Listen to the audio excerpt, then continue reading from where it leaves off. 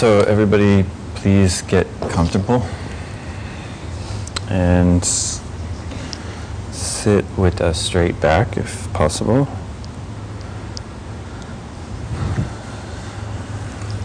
And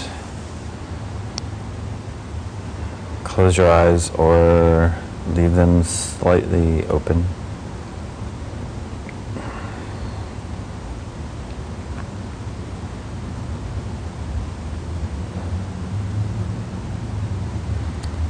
And just relax.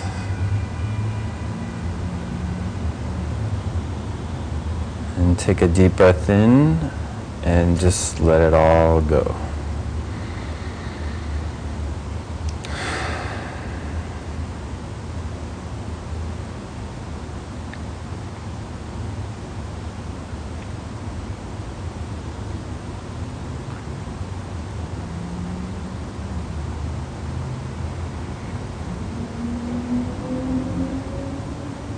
And start to become aware of your breath in your abdomen.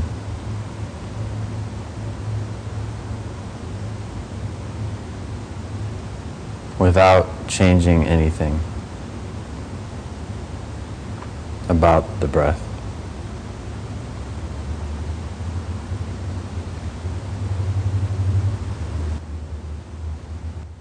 Just be completely relaxed and aware of what's going on.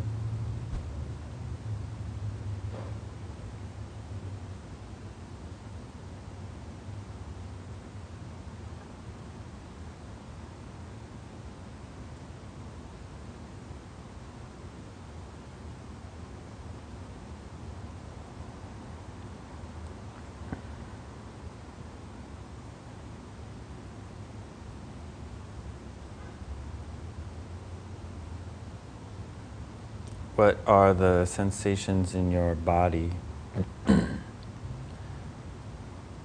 in your abdominal area,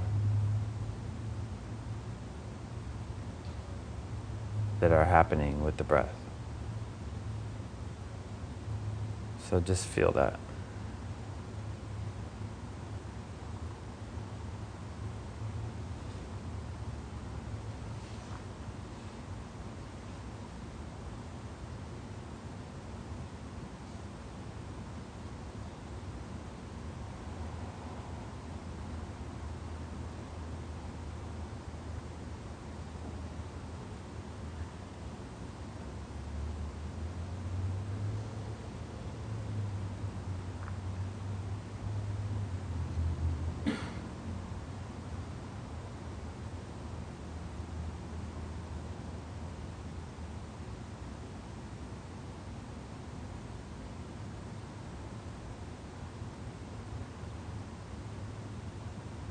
And if you have a thought come up, just recognize that. Don't beat yourself up about it. It happens, it'll happen again.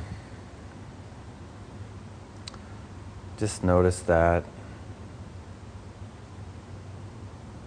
Be happy about it and let it go.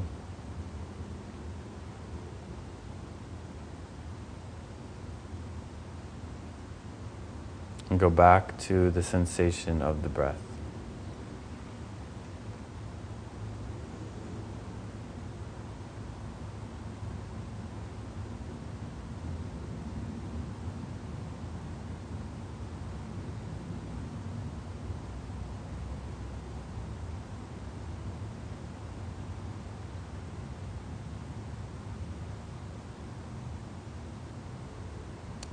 And then let your attention to the breath go also. Just let it go. And just be in your body.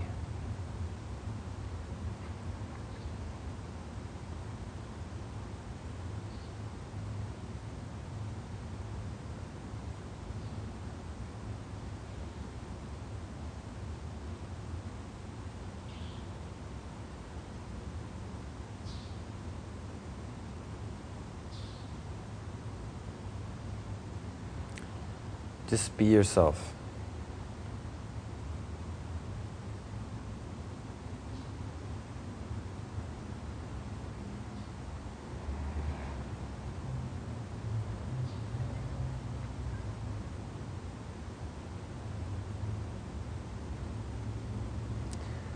Feel how good it feels to be yourself.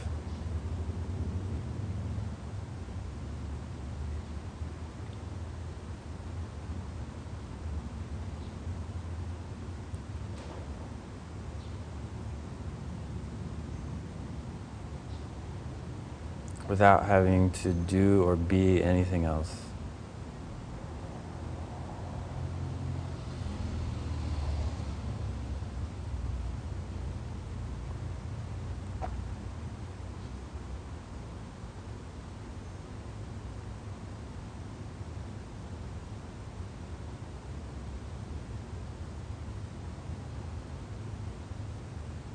And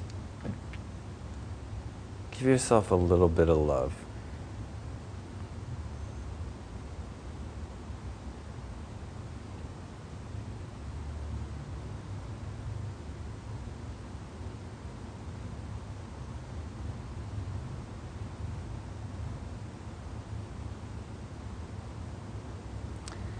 And give yourself a little bit more love.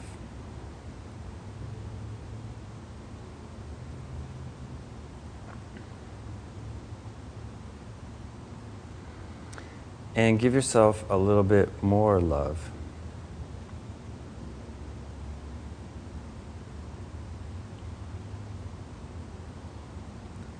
And a little bit more.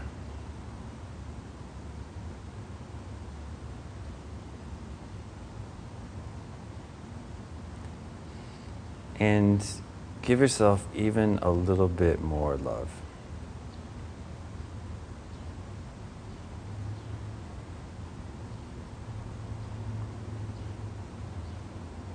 And even more than that.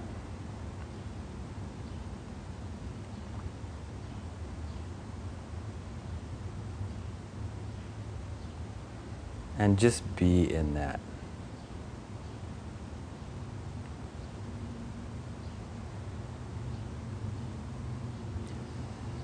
Just feel good. It's okay to feel good.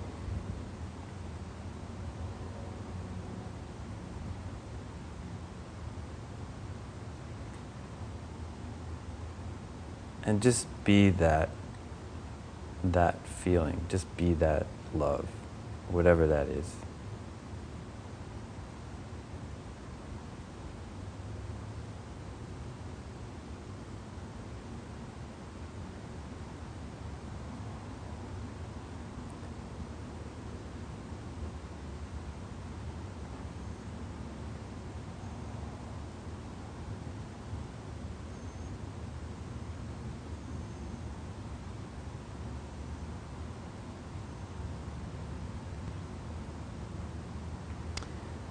Because that's who you really are.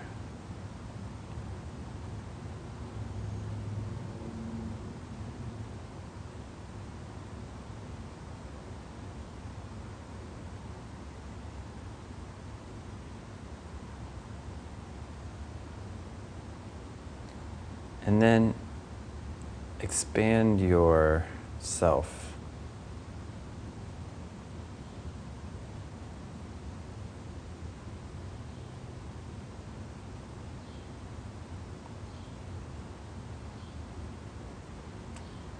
Just get bigger and bigger, slowly.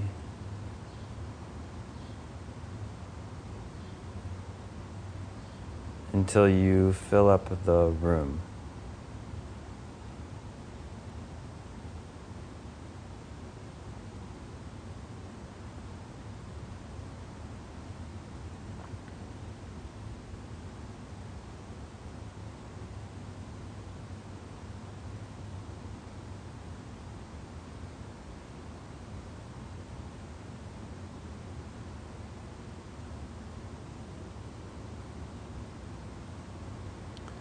Notice that you are totally awake.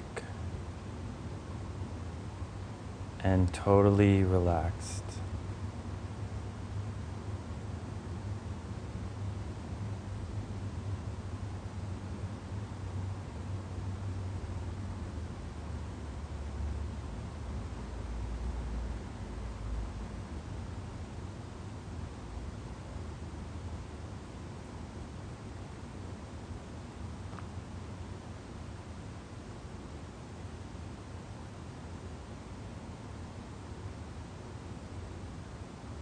And expand even bigger than the building, than the room.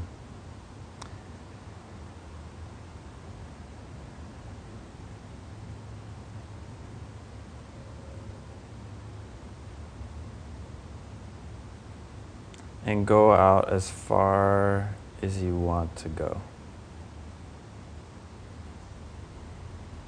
Whatever feels good.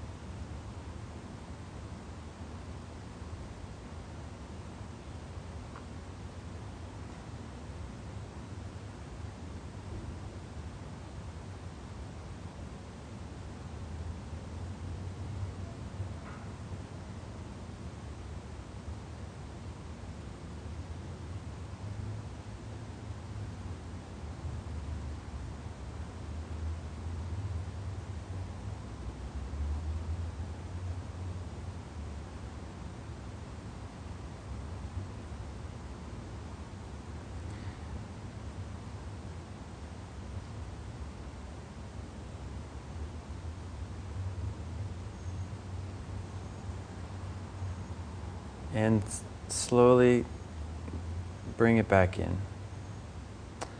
Bring yourself back.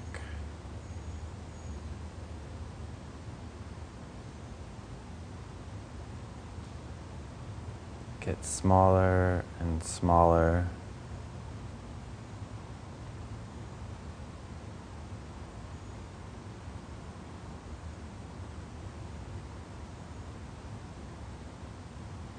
Back into the room.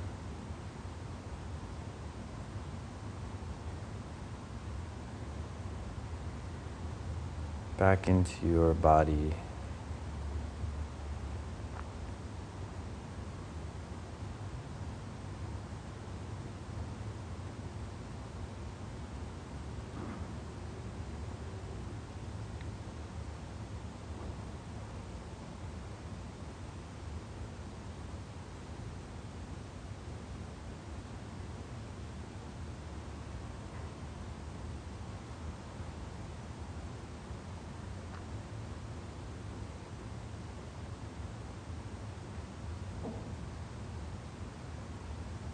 And be happy and dedicate that to someone else.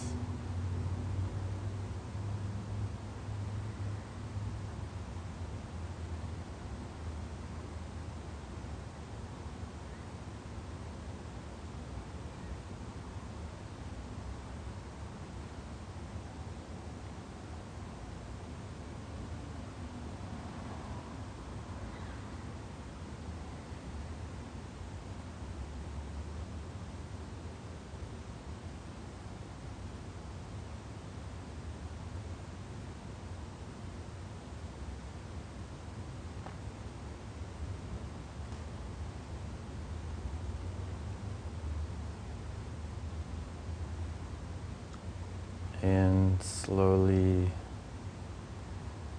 wiggle your fingers and toes, and very slowly open your eyes and come back into the room.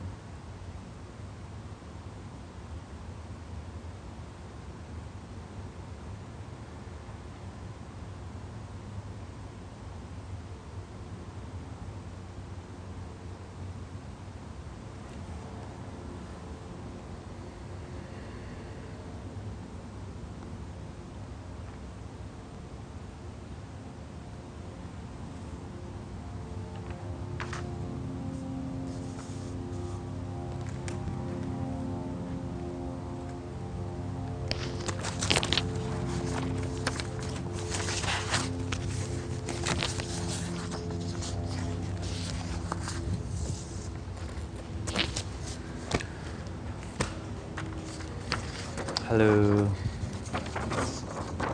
Did everyone get a copy of that? Okay.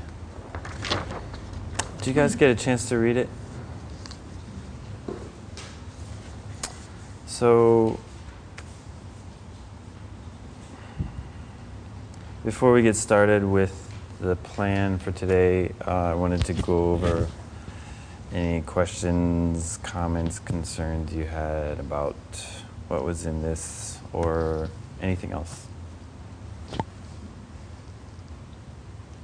So I've been thinking a lot about the statement, art is the lie that makes us realize the truth.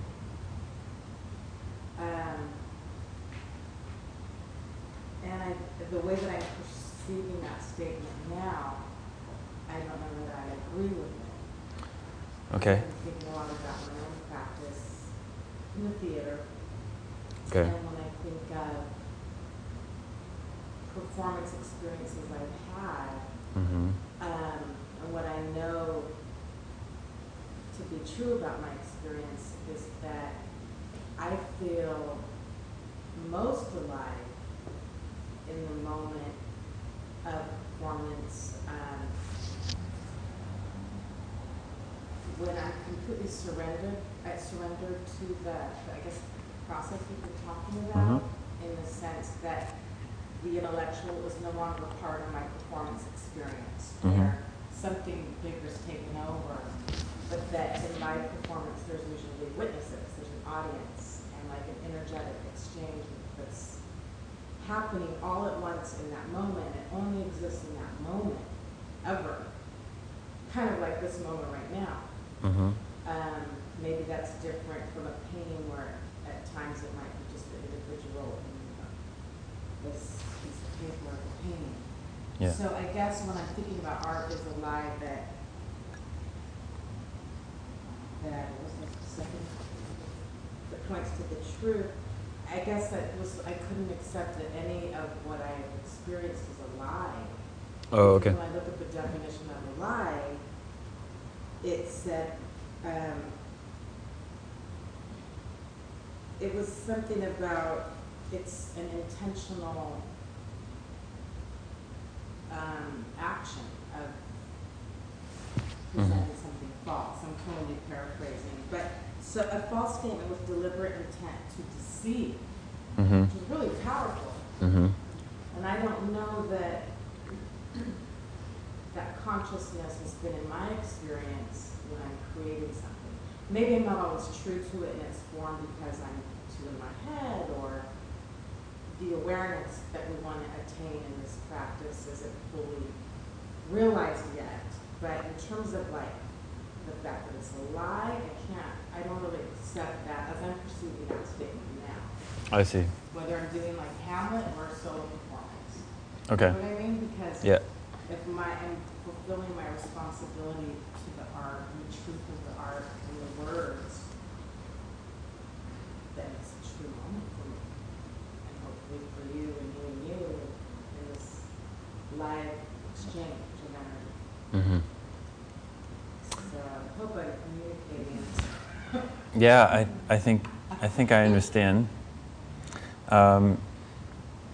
The thing I would say to that is that maybe Picasso was not talking about lie as deception in the way that you're talking about it, or the way the definition of lie signifies the act of lying or the idea of a lie. The way I think about it is more like you're looking at a map. Like we said yesterday, Alfred Korzybski's quote, the map is not the territory. In that way, the map is a lie, because the map is not territory, but the map is pointing to the territory. So it is kind of a lie, you know what I mean? It's like you look at a map and you ever do this, you're like, well, these streets don't really look like what I thought they, on the map it shows one thing and then actually it's a little bit different, or like, you never really end up with what you planned in that situation. Calls it eating the menu. What's that? Eating the menu. Eating- Watts calls it Oh. eating the menu. The same thing. Okay, You great. eat the menu, and that our modern, he's talking about the same modern habit of mind that we mistake the menu for the meal. Oh, nice. I like that. It's very similar. Great. Yeah. Yeah. Absolutely. So So the menu and the map could be the thought sense. exactly. Exactly. Yeah. So in that way, I don't think it's quite the lie you're talking about. Okay. It's not such a so vicious. But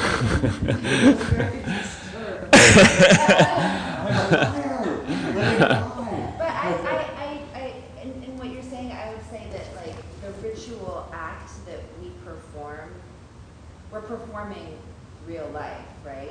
We're ritualizing real life for the audience, and in that sense, like we ask them to play, and so it's not so much a lie as it's an invitation to imagine with us. Yeah. So it is an illusion, like they're being invited into an illusion, and that paradox of like what's real and what's not real, especially for live performers, Yeah. right, is like part of the game that they're playing with us about like what is their felt sense versus their thought sense, and we're having that real experience, and they're having a real experience, even though they know that we're performing and that we rehearsed it, and that those tears that we're crying are real tears, but we cried them yesterday and the day before. So maybe not in the same moment, the same way. Right, You know, so but that's the what- paradox, is that it's Yeah. rehearsed, so Yeah. is it real? But of course, you're there, your body is there, you're feeling Yeah. feelings, and so are they. But it's not actually happening to you, you're playing a character, right? So there's a level, that's what makes it art, is that it's not Yeah. you sitting in a cafe, it's you on a stage, sitting in a cafe. Yes. But So I it's would the frame, say- it's the frame that makes it, you know, that Yeah, invites them into absolutely. the illusion. Exactly, but I think what you say about the idea that it's live, I mean, if the tears are coming from my body, right, and the movement's coming from my physical impulses, it's me, sort of like what we're talking about, as the vessel for this other story or this other character that is part of that Right. imaginary world Right. we're all participating. And the audience can respond to it in a different way, watching you cry on stage, than they would respond to watching you cry in real life. So that they get to have a cathartic experience because it's part of the story. Whereas, you know, in their everyday life, they would have a different relationship to it, so that they can access your truth because they have some distance from it. That illusion gives them some Right. distance to be able Safe. to experience Yeah. it in a way that maybe they can get to a deeper truth in themselves than if it was like their friend crying, you know, because then they have a more, you know, Direct, right, unfiltered yeah. experience. That in a way the filter gives them the distance to have a different kind of true experience. Yeah. Maybe. What about like, Great. what if you're telling lies, and you're not performing, but you're trying to be true? Huh. Which is something I experienced yesterday. What you're telling lies, can you say that again? Like, what if you're telling lies in reality to get the truth? Telling lies to get the truth. Yes. How does I see. Out of someone else. It sounds sort of Machiavellian. would that be considered like evil? Or Well, I mean, bad, or is it? it's kind of like robo-clausing the world. You know, you're trying to get something, and you're trying to force a situation, basically. Yeah. So, I mean, that's why they have vows in Buddhism, so we don't do that kind of thing. You know what I mean? Like, or actually in pretty much every religion has this sort of like the 10 non-virtues, lying being one of the big ones. which is just trying to force the situation, force someone to think something, you know, be deceptive in that way. So, I mean, They're not in on the game, Yeah. right? yeah, Like an audience is in on the game. But they're in on it, but it's the reason why the life was cold was because it was a reaction to another life. yeah, I mean, So it's It's- almost like it's tumbling down from the same thing. Like it's yeah, it's like snowballing or something. Yeah. Yeah.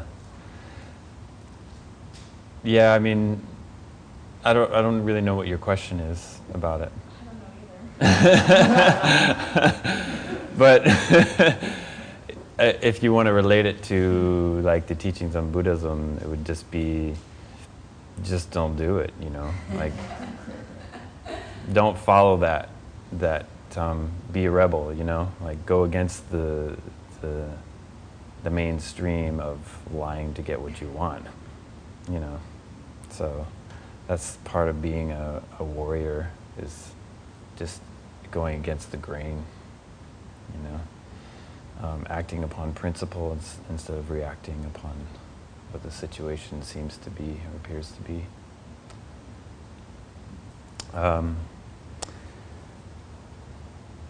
This sort of reminds me of this idea of imagination versus fantasy that Norman Fisher was talking about in this handout. Did you guys come across that part? It's really interesting, right? I really like it because, well, I like what he says about imagination in general and how it relates to the spiritual practice.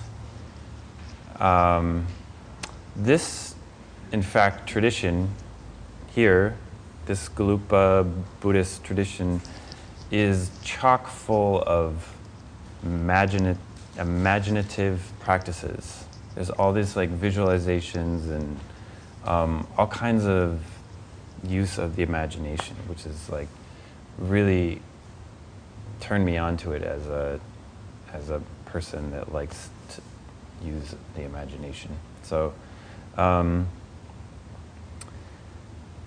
I think, you know, in his tradition, maybe they don't use the imagination so much in that Zen tradition. So he talks about having that as something totally necessary for his spiritual practice, you know, and that he couldn't do without it because it was just so rigorous. You know, all of these sitting and all of the rituals going on. But the thing about imagination that I find interesting is that, and what he says is that it points to reality instead of taking us away from reality, which is interesting because it's sort of like sign and symbol in that way. Like the sign points to what really is, the symbol, what really is there. So, and also like, you know, it's just incredibly useful for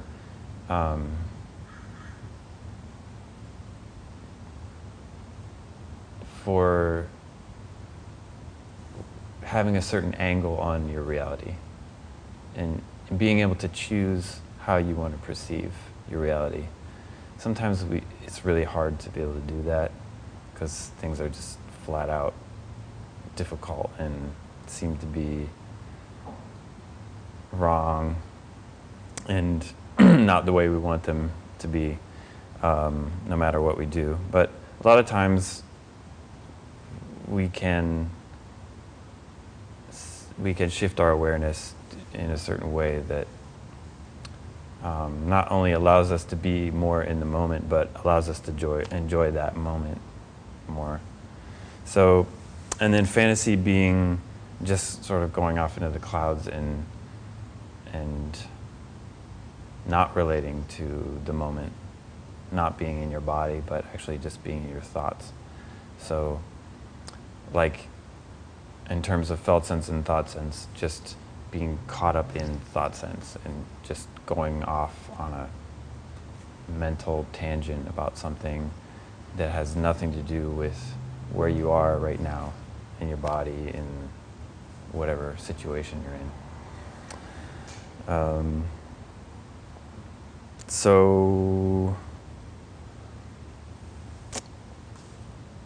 I just wanted to read this this quote here. Although spiritual practice seems necessarily to be, as and historically has been, at odds with imagination, the truth is spiritual practice requires imagination. If we really want to go beyond the surface of things to the deeply hidden actual experience of being alive, as spiritual practice encourages us to do, we need imagination as an ally. The senses, the reason, even the moral and emotional faculties are not enough. So, yeah, I really love that. Any other thoughts, questions, concerns?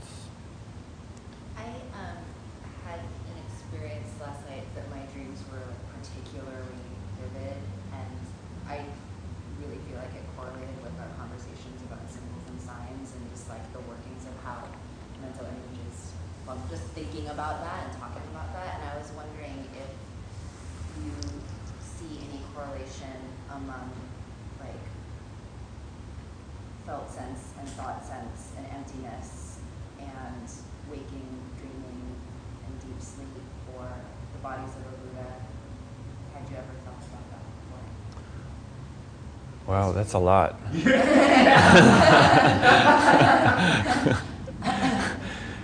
I was feeling a correlation among those different kinds of mental states. Mental states. So the mental states being the sleeping and waking. Waking, sleeping, and deep dreamless. And deep dreamless? Okay. Yeah, I guess. Okay. Correlating with. Dreaming and dreamless states and waking states. Right, that waking states seem to correlate for me with thought sense and. Oh, I see. Felt sense with dreaming states. Okay. And emptiness with, whatever beginner's mind or whatever, approaching the blank page. Oh, I see. Space. With which one? With deep dreamless. Deep dreamless. Oh, I see. That's interesting. I never thought about that. I think, my personal thoughts on that would be that the waking and dream states are both full of thoughts, mental images, and they often transfer from waking to dream and dream to waking. But I think it's sort of the same library of images, that we're drawing from. And I know for a fact that you can feel things. I can feel things in my dreams, So felt sense and thought sense, I think both, for me anyway, exist within the dream and waking states. Deep dreamless state, being like the Dharmakaya or emptiness.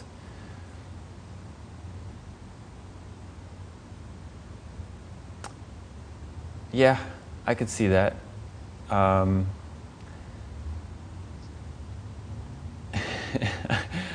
could, yeah. I don't really want to go into that too much, but I think it could be In the tradition, any correlation. in the tradition. In my art, I relate strongly with my art as a practice of the Nirmanakaya. Oh, yeah. That makes sense. Mm-hmm. I relate that strongly with felt sense, and I also relate it strongly with a dream state. Mm-hmm. So I was curious. Yeah, Are there any I correlations? think there is a correlation. but I think it's a more purposeful going to a certain state of mind than it is actually just falling asleep and going into the dreamless state.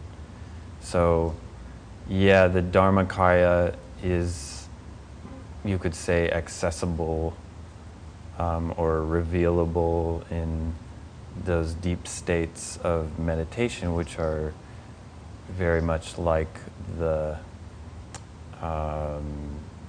dreamless deep sleep state, for sure.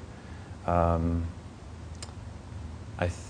think the difference would be that you're actually intentionally going there, or you're aware that you're there, and in the deep dreamless state, I think mostly you're not aware that you're in that state. That's my personal take on it. Yeah, and from what I understand of the teachings. So, but yeah, it's a really interesting question, for sure. That was a perfect example of how the imagination can sort of open up your reality for you. Like, it's very personal, you know. I mean, that's a truth that you've discovered for yourself by using your imagination to see these connections and, you know, sort of melting this is the dream state, this is the, you know, and kind of seeing the flow between. Yeah. Yeah. Absolutely. The flow. Going in and out of states.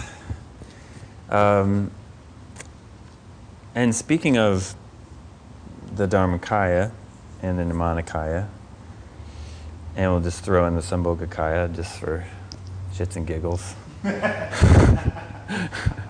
Because that's what it's really about.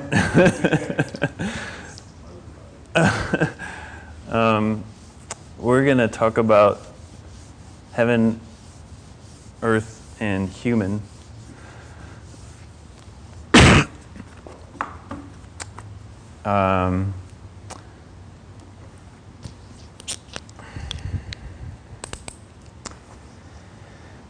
So we have a language that we're talking with, and they say that like 90% of language is nonverbal. But we still are constantly we know the language, right? So we can communicate with each other pretty well, like most of the time. But the so-called inanimate objects don't really talk to us that way, right? We don't talk to them like we talk to other humans or some animals, right? We don't really have a language for them. In art practice, like design theory, they talk about elements of design and visual art, like line, color, shape, texture, that kind of stuff, which helps us to relate to the thing we're working with, the medium, right? And it could also be not just a creation, helping us with the creation of something, but also with the viewing of something, to help us relate to what we're viewing in a deeper way than just how we normally would relate to it. So how we normally relate to it, as we talked about yesterday, is that we slap a label on it. So whatever we're looking at, like lamp, and I look at the lamp and I pull out a file in my head and I slap it on there and I say lamp, it's a lamp. And in doing that, it sort of undermines any actual experience that I'm having of that object in front of me. You know what I mean? It undermines the actual truth of that experience. So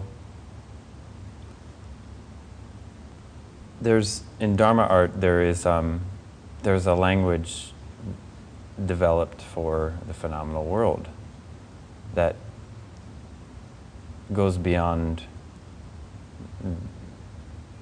the sort of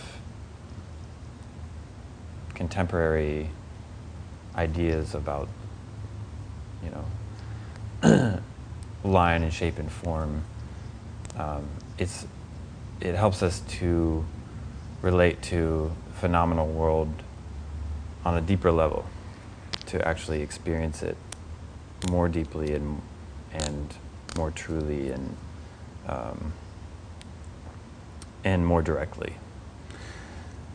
So the way that they break it up is heaven,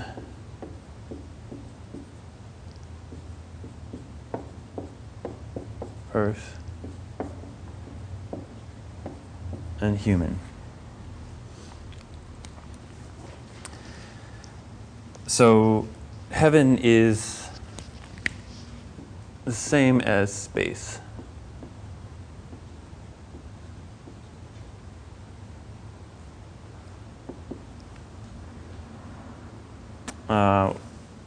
Which equals mind, which equals, in Buddhist terminology, Dharmakaya.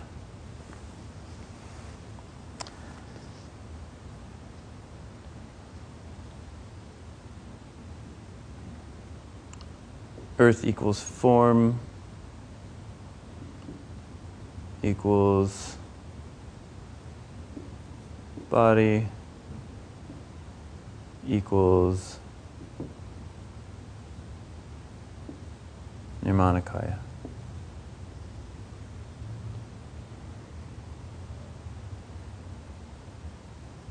Human equals energy,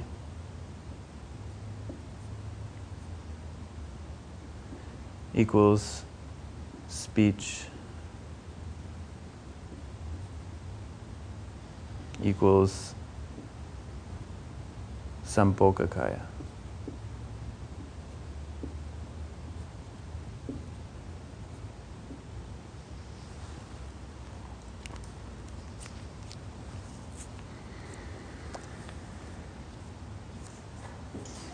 Bless you. So,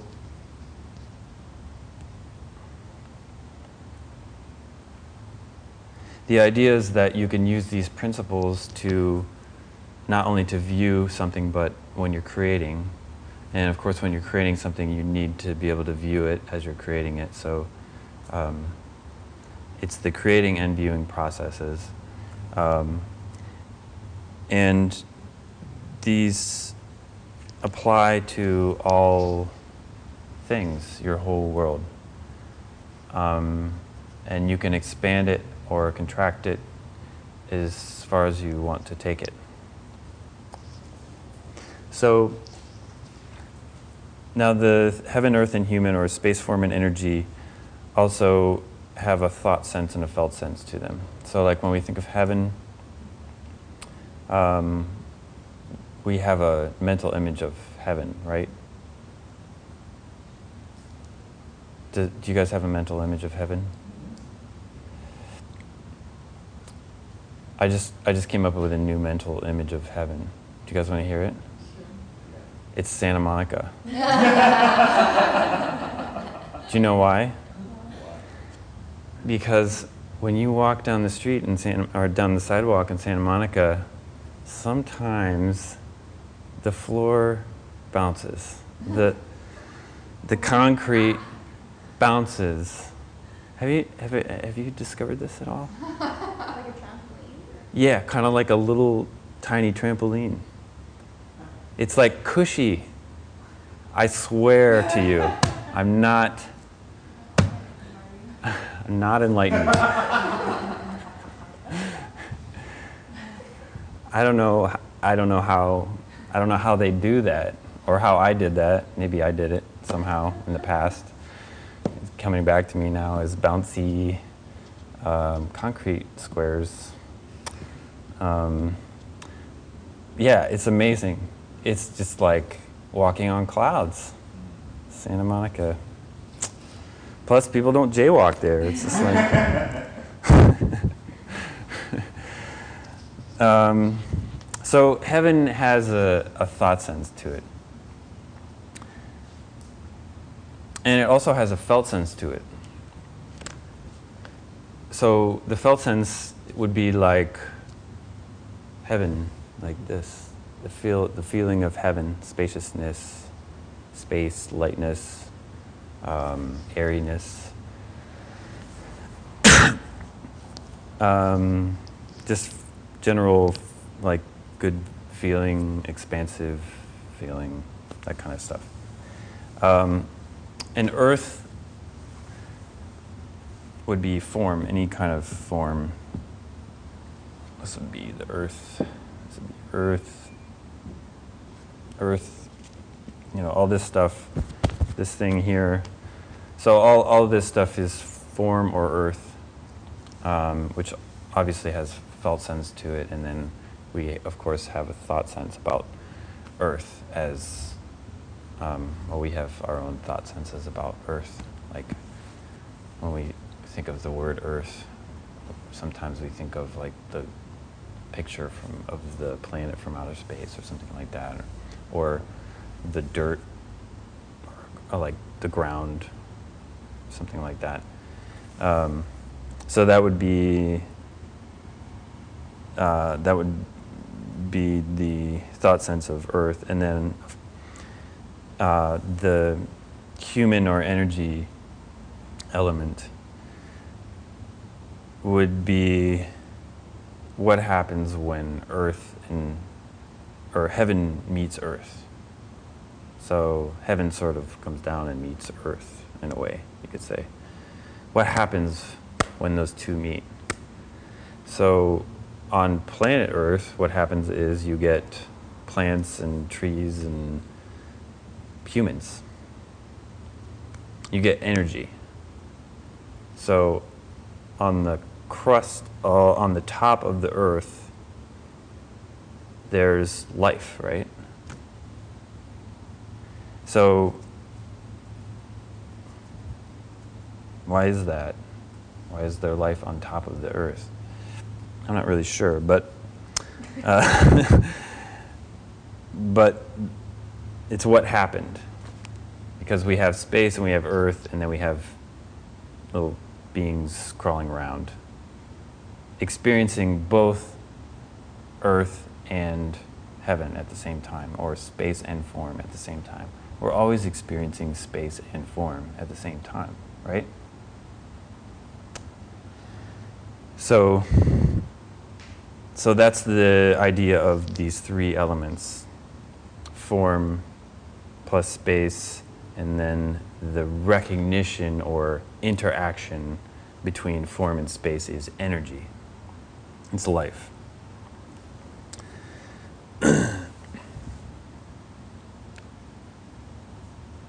So why is this important? Well, for one thing, it's incredibly useful for the person who's creating something to be able to delineate between these three elements.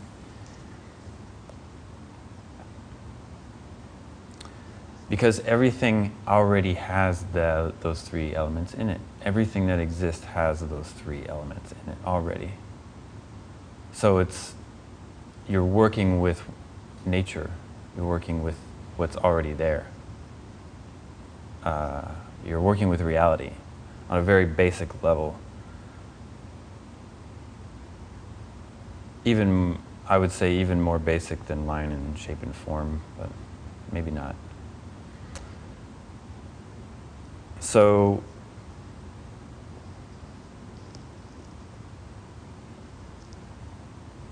we can look at you can use the felt sense of space, form, and energy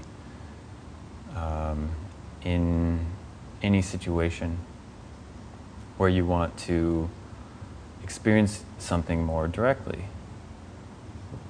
So you can use it any time you want. But especially in creating things, there is space in whatever we're creating, like this square here. It could be space. Maybe we should do this. Let's find something.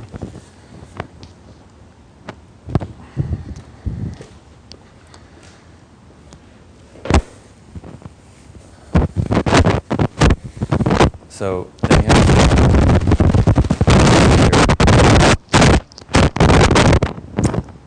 and the space and the form are interacting. And then we might have an element, like an energetic element that that interacts between the two. Maybe this is not a great example. Let's try this. Let's use that. So there's an interaction happening here. Maybe you could put it over here, something like that, between these three objects, right? We'll get into a better example of this as we do the brush and ink exercise. But when you're creating, you can use these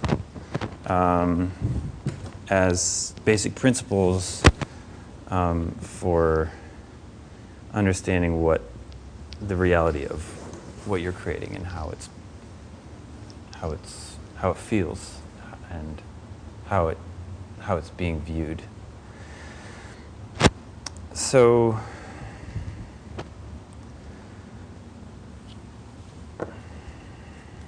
that's what I wanted to say about heaven, earth, and human.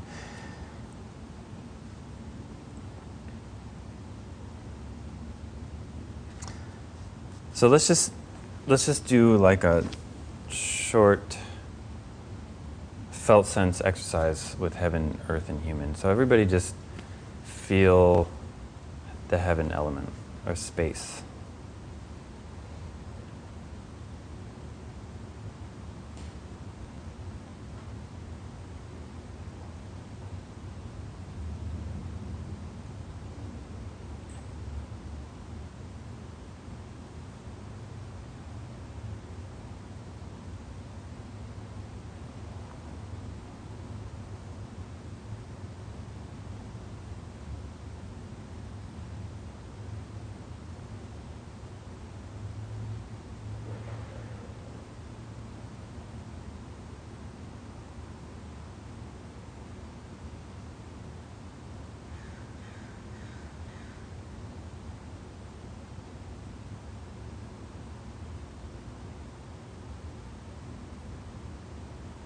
And then feel the form of your body and what you're sitting on.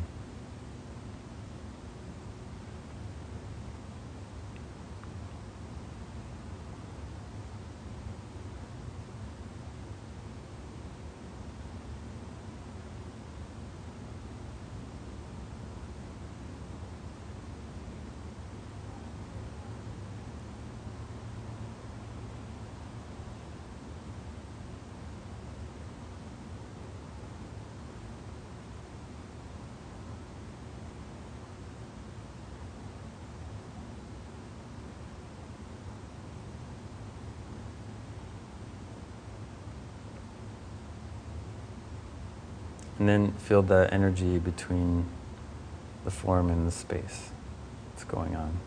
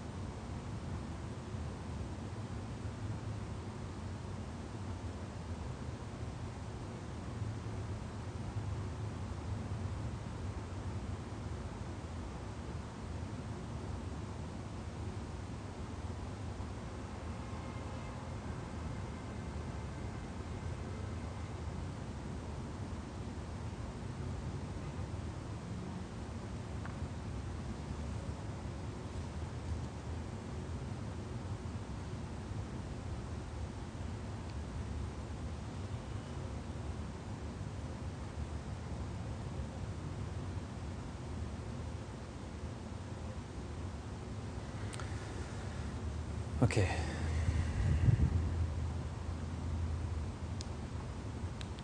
Any questions about space, form, and energy? It's pretty simple, right? It's pretty basic. So, do we have any copy paper, Caitlin?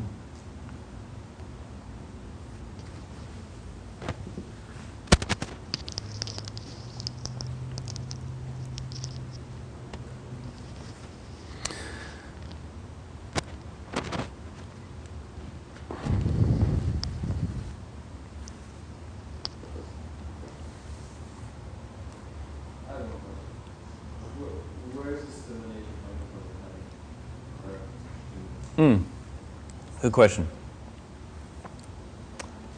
Heaven, earth, and human comes from ancient Chinese Taoist tradition. It went from China to Korea and Japan, and it was used, thank you. It was used in Japanese art traditions such as ikebana, flower arranging, as a basis or a principle around which that art is practiced. And what was it associated with the three bodies of the Buddha? Why is it associated with the three bodies? Is that... When did it become associated? Yeah, When did that association happen? I don't know. It'd be. Can you look it up? Yeah. Sure, that'd be great. I'd love to know. Yeah. I'm not really sure, but yeah. I mean, it's entirely possible that that association wasn't made until Trungpa Rinpoche came around, but Trungpa Rinpoche. Chogyam Trungpa, but he definitely made that association. So that's coming from him at the very latest.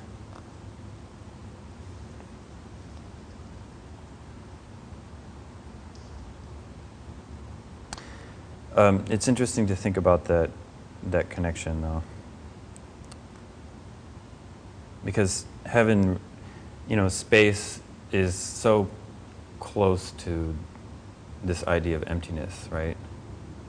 It's very close. And emptiness is the Dharmakaya. Earth being form in the body. Nirmanakaya is we're making forms, different, we're expanding our forms, right? Sambhogakaya, the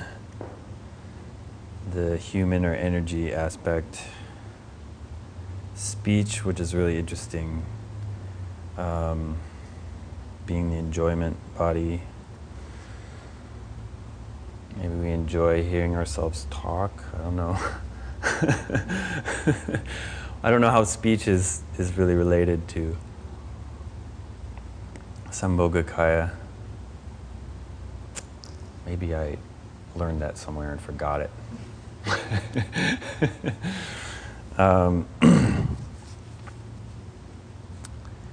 So I really like this exercise a lot. And it's really helpful for writing when you're stuck writing.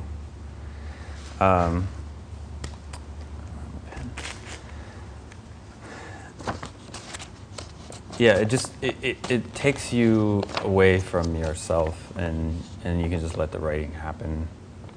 Sort of like in the exercise we did yesterday with the exquisite corpse. So the idea is we're all going to go around this room somewhere. You can go outside if you want to. It's pretty nice out. And you're going to write 3 lines on the top of your page without really stopping.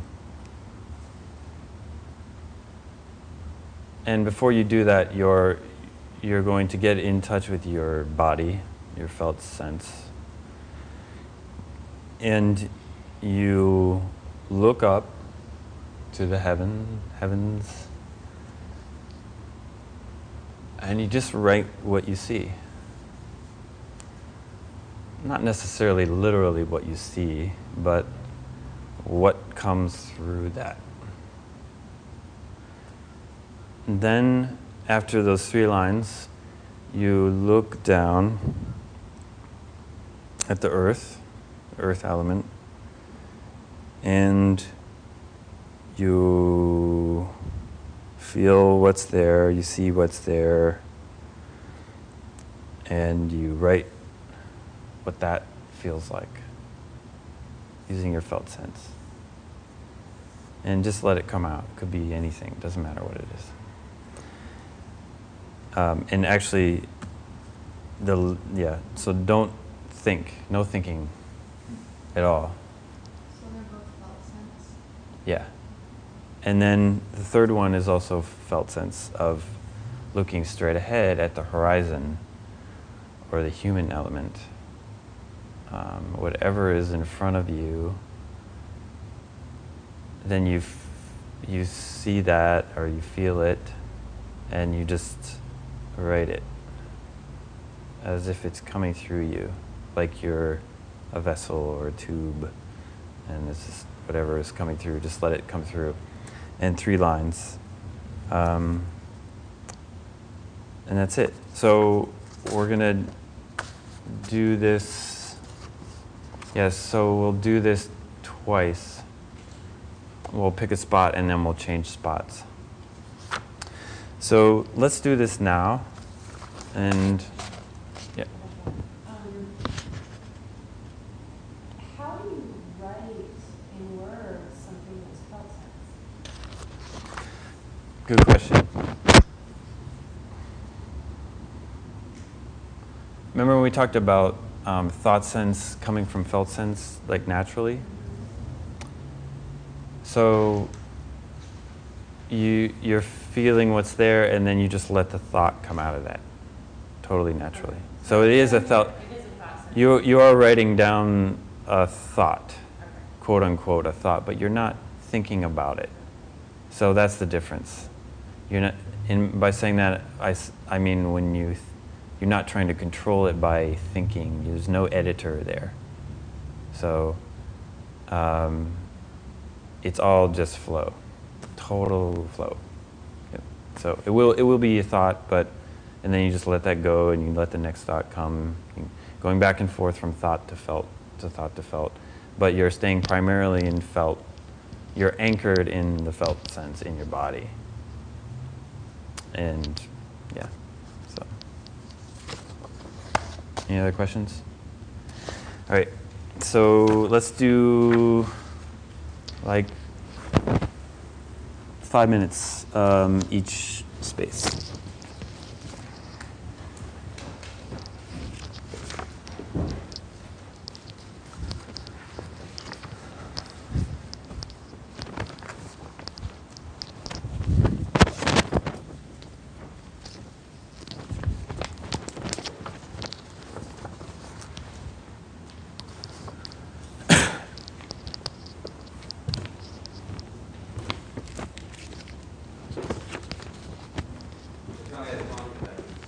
What's that? Apparently has tantric connections. It probably has tantric connections. No, it apparently has tantric connections. Oh yeah, yeah. Not Marut. It's like I think human center channel. Pardon me? It's like the 3 channels. I think that's. Oh, it's a 2 channels. Oh, okay. Yeah. I did You're a probably quick right. look, so. Oh, good. Oh, thank you. Yeah, Awesome. yeah. Thank you.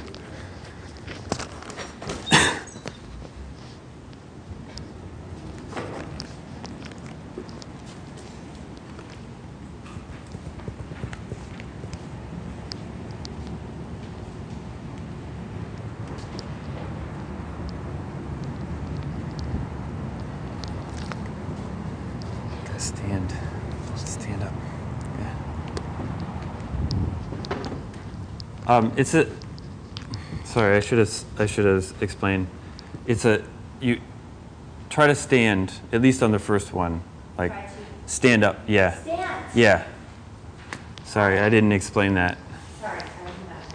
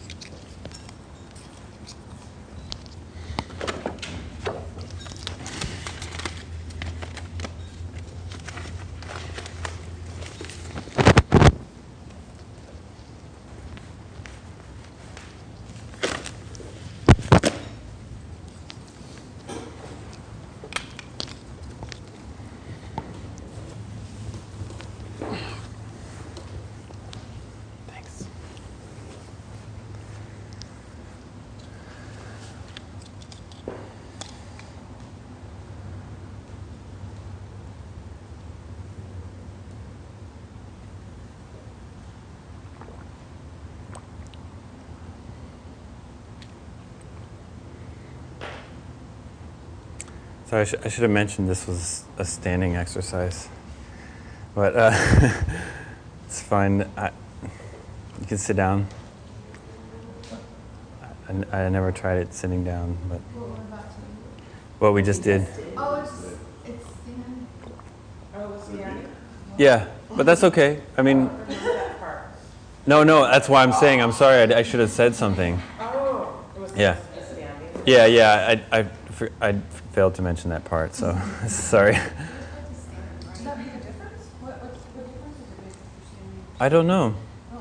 That's just how I learned it, and it's how I've always done it. So I thought I would just, let it stay that way. But but I like the idea of sitting too. It's good. What was your experience with sitting? Was it good? Did you do sitting and standing? I just did sitting. You did sitting? Okay, all right. Yeah, I mean, I'm sure it doesn't matter, but I don't know. We have to break tradition sometime. I mean, we may as well do it today. All right. So, what did you guys think of this exercise?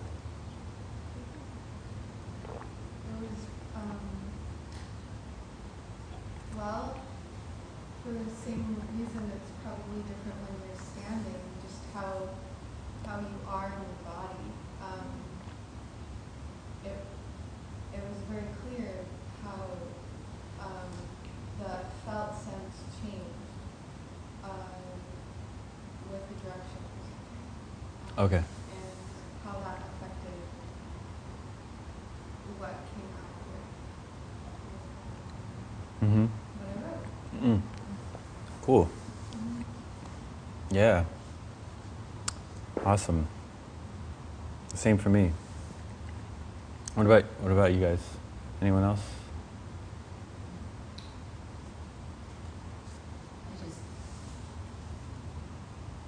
I just kept feeling like I was doing it wrong. Oh no. It's just my story. That sucks. I just really wanted to do it right, and then I was afraid that I was going to have to read it, and I was going to be told that I was doing it wrong. Oh no. All right. Myself not thinking. What's that? I caught myself like I can't think, like I can't make a sentence right now. I'm just looking. Yeah. Hmm. Okay.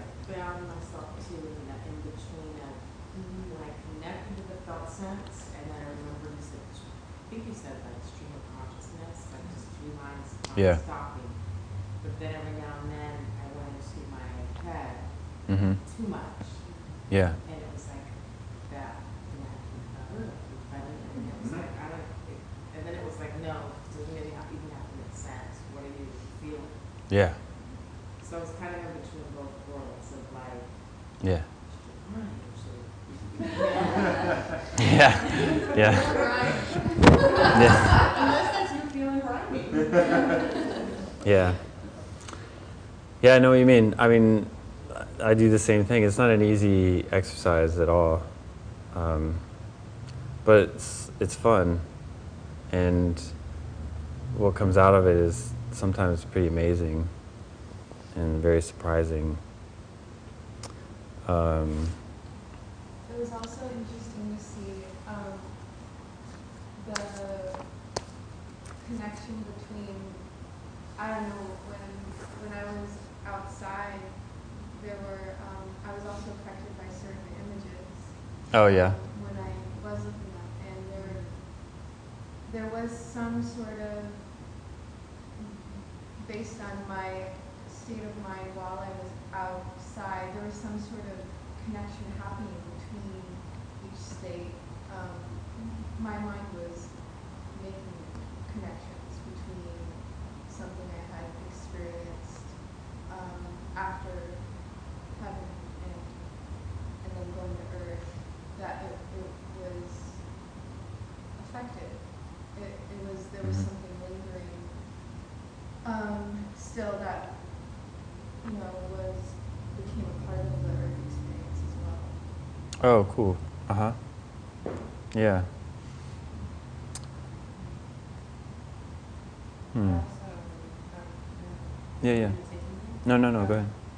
Well, just noticing that writing the felt sense seems like it's poetry versus if I were writing the thought sense, it would seem more like prose or like just real descriptions. Right. But just looking at, it's just in this realm of poetry. Yeah. Not intended to be poetry, but it just is. Yeah. I know what you mean. Yeah. A lot of times what I end up, it just sounds like poetry for some reason. I guess because poetry has not so many limitations that prose does, or different kind of limitation. It's more free or something. Does anybody want to read theirs?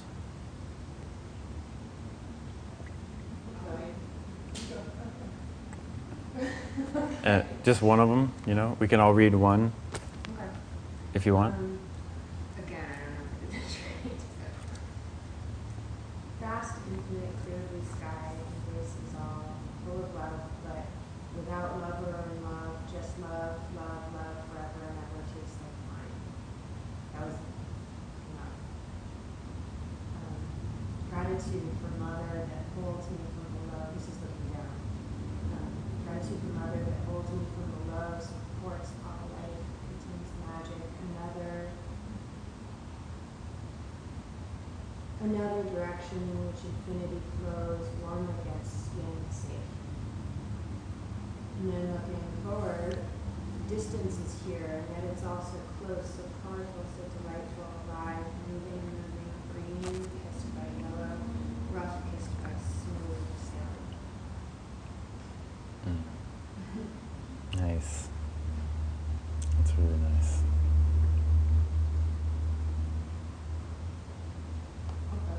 Okay. Shifts up high on my spinning heart, touching the sky's eyes, trying to be sly, but really it's all in the mind's eye.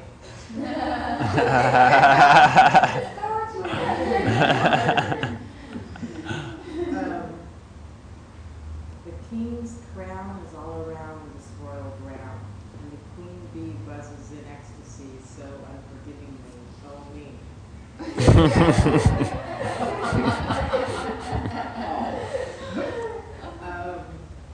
Squares and pillows and circles and squares, geometric images that force a thought not so taught. Is it really a breath? It's great. Really nice. Anyone else?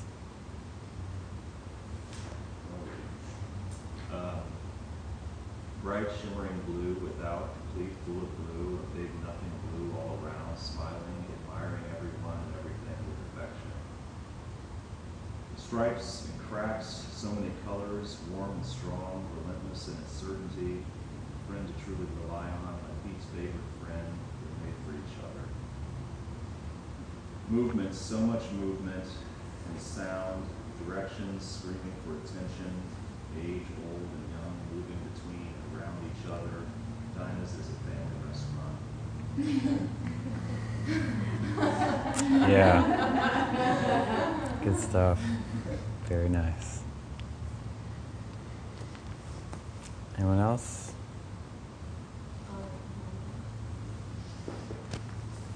Lines of compassion in the sky. Two birds in heaven on the lines of compassion in the sky. This is the space of heaven, the space of love. And when my feet sink into the earth, the source of warmth, of strength, 2 feet connected to the unshakable heart of the ground. Destiny is awakened in the energy of being human. The mountain is calling the sky from the earth, is smiling at me. And what flies over sweeps and sends me this message.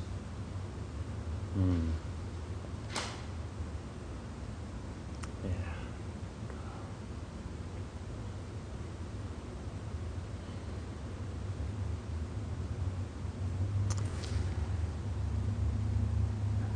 Would you like me to go? Blue and yellow is back. Everything is a gradient. Found a wish just in time. Earth, the earth gets wrinkles too. The heart is going to appreciate because of solidity. Human, pause like a rising shine, reflection, silhouette, call me world into business. Good stuff.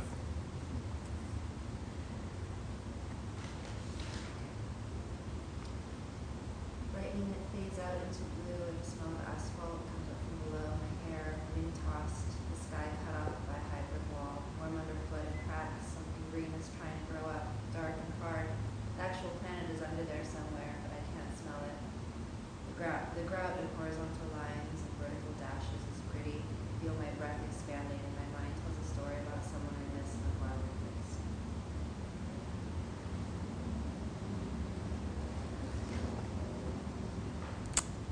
Beautiful. Great. It looks like you guys got it.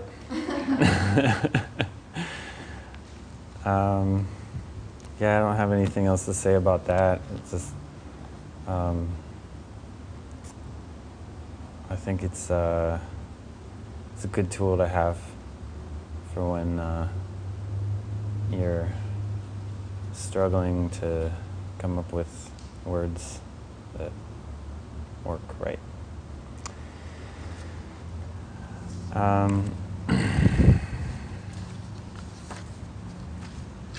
I guess I'll just read mine so you guys read yours. Oh man, yes. Demarcating happiness, the sunlight strands of electrical beauty that glide so effortlessly and directly, bountifully. We are in it, the mud, the tears that sparkle like tiny rocks and pillows of softness that hover slightly above. Rose petals will fall here someday. Where are we now? In the richness of sadly formed buildings, pushing plants pushing back with their own fragile force into cars that go bang.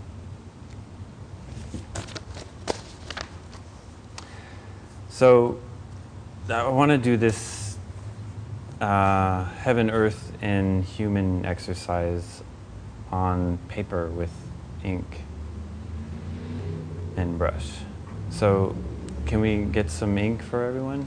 Caitlin? Thanks.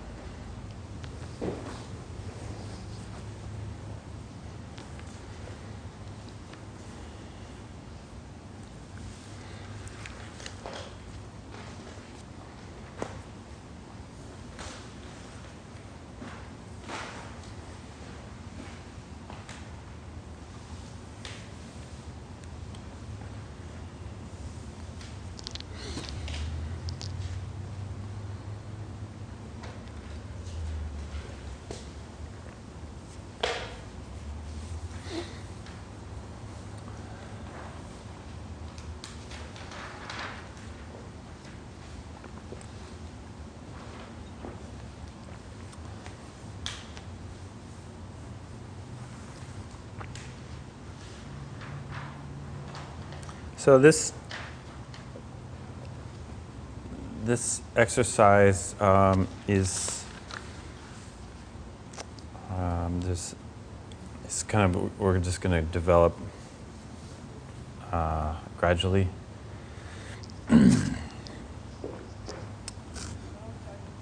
So to start out with, just get in touch with your space, or the space, or the heaven, the felt sense of that, what it feels like.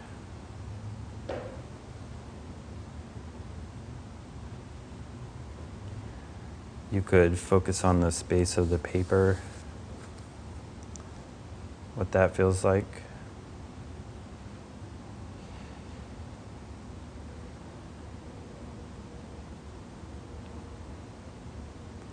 And they say that what arises out of the space, that first element or form that we apply, that comes out of the space, is the first It's called the first thought. First thought, best thought. First thought is best in art, as William Blake said, because it's so close to the truth. So, in getting in touch with this space,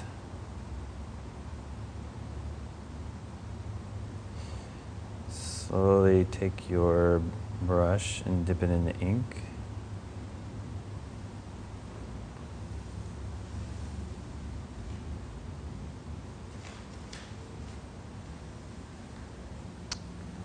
And without thinking,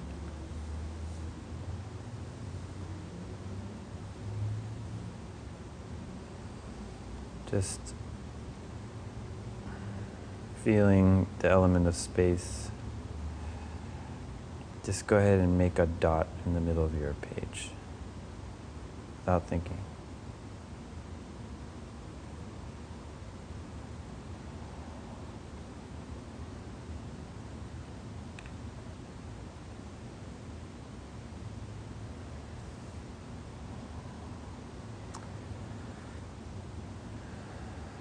So look at your form and the relation of the form to the space of the dot in the paper.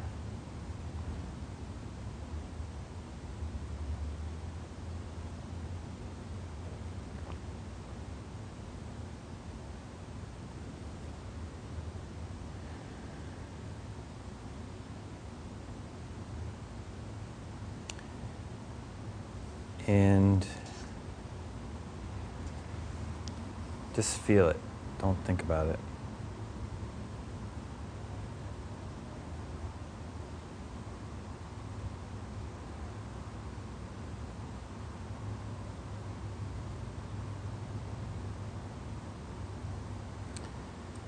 And then take this dot and set it aside.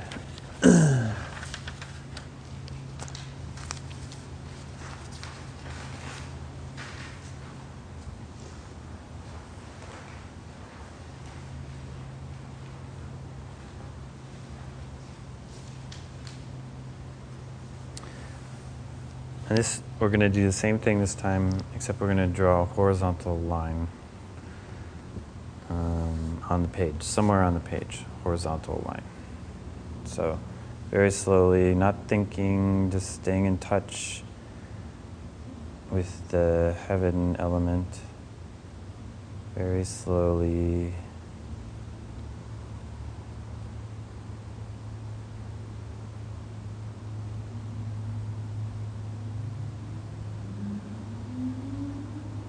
Feeling the brush on the page, contact with the brush to the paper, and the brush in your hand.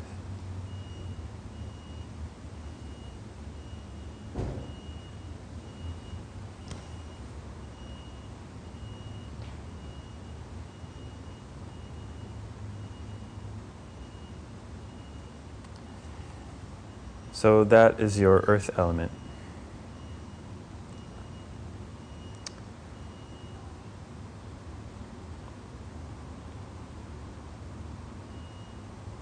So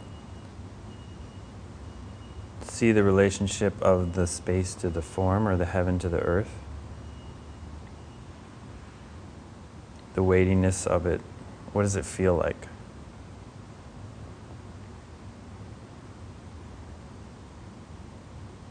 The blackness of it.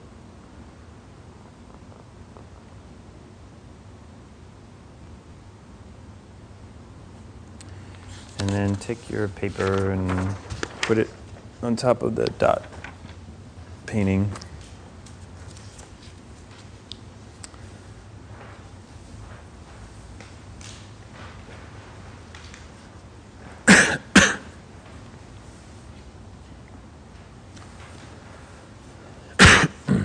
And we're going to do the same thing again. Getting in touch with the space around your body.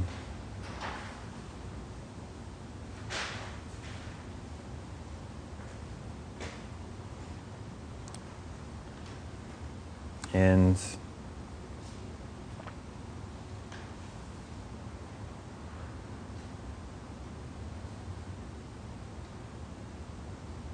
just feeling the space, being patient with the space, and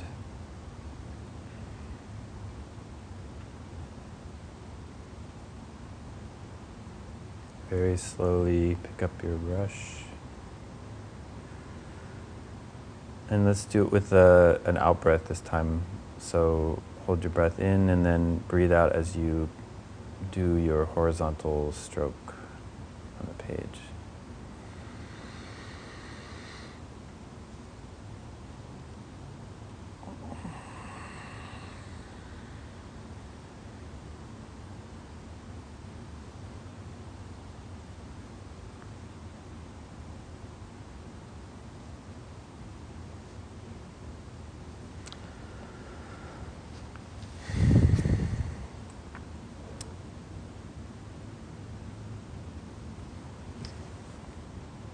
See the relationship of the earth element to the heaven element.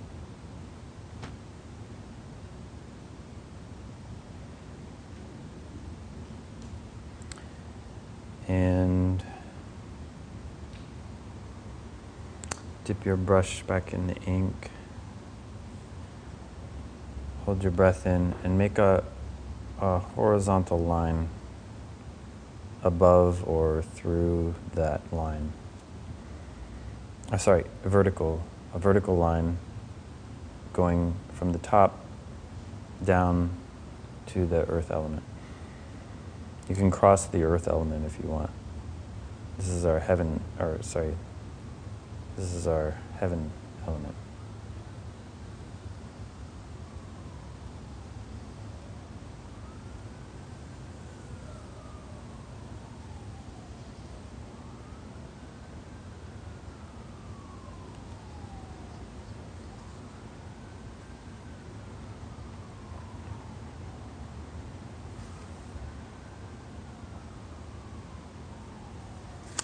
And take this page and set it aside.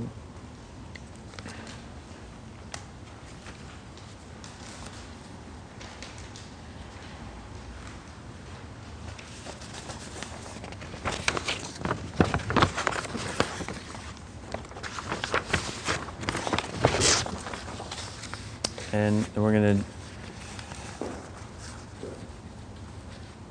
do the same thing again.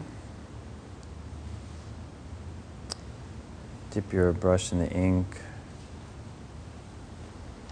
Feel the space in your body. And now I want you to do the heaven element first. So do the vertical line first. And this is, so we're going to have a felt sense of space while we're drawing this, while we're painting this line. Just feel the space, and this is our expression of the space element, or the heaven.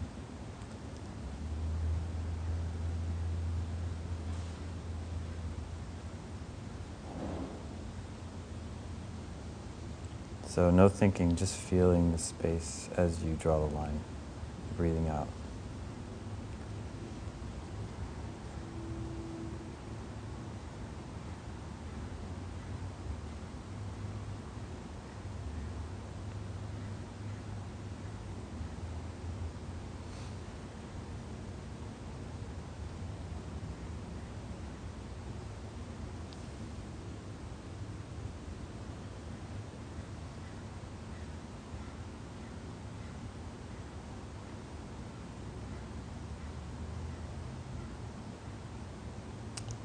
Notice the spaciousness of that line,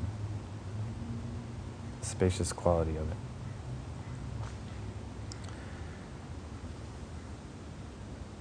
And dip your brush back in the ink.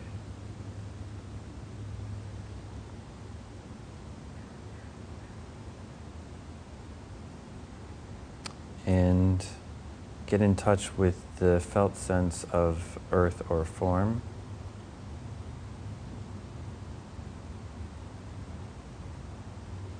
What does form feel like in your body? And then take a deep breath in and express that form on the page in a horizontal line.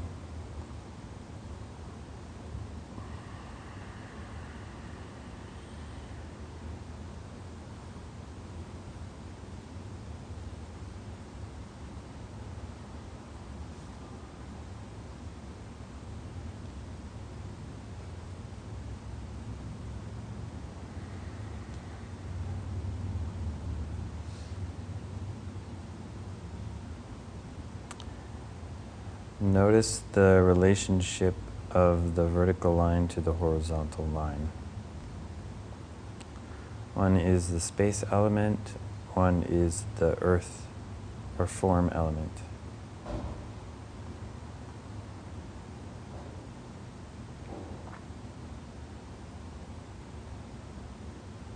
There's an interaction that's happening, there's a relationship happening.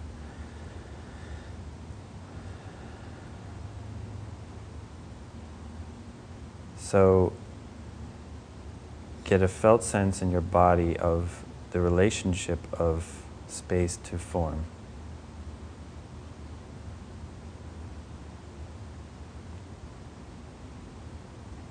The conversation that's going on between the space element and the form element.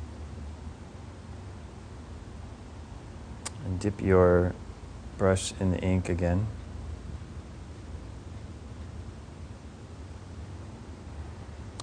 And just make a little expression of like a spark or something that, like a dot or a small line or something that is an expression of the relationship of the two.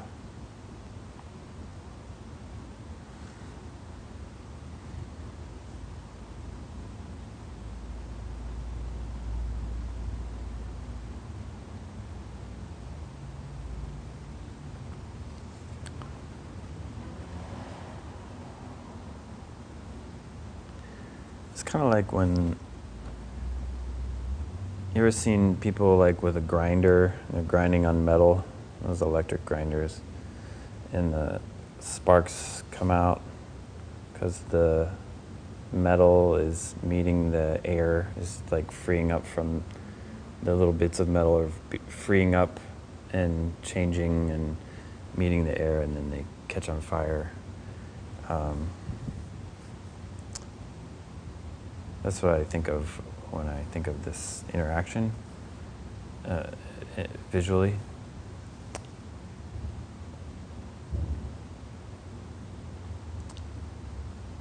So take your page and turn it 90 degrees like this.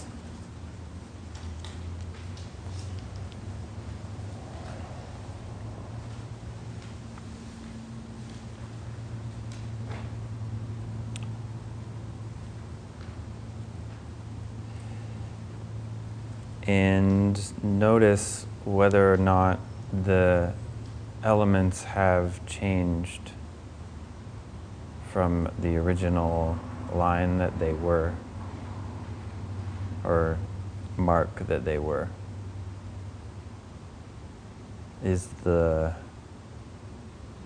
heaven element now a different mark, or the earth or form element a different mark than it was before?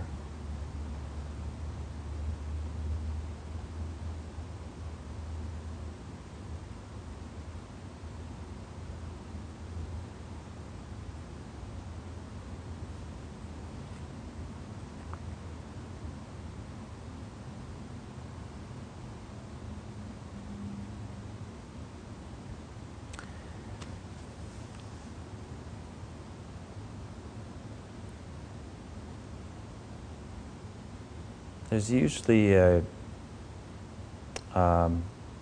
predominant character that holds a certain quality, or a character that holds a predominant quality. I guess you could say.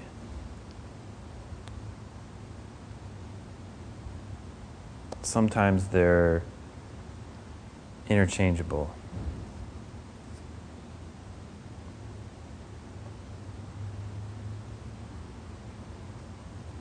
And then take your page and then turn it another 90 degrees.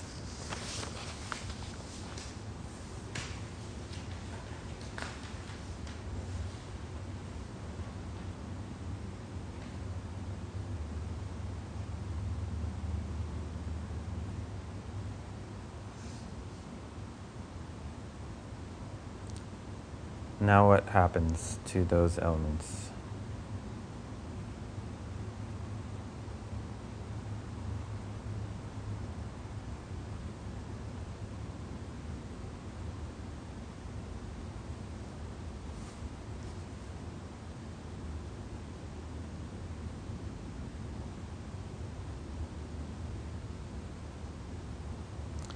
Get in touch with the felt sense of those elements, those marks that you made. What is the felt sense of those objects and how they relate? Without thinking at all about them.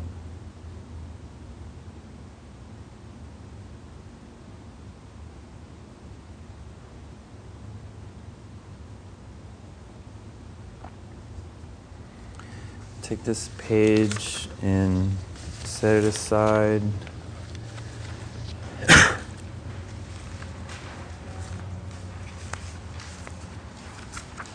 And let me know if you run out of paper.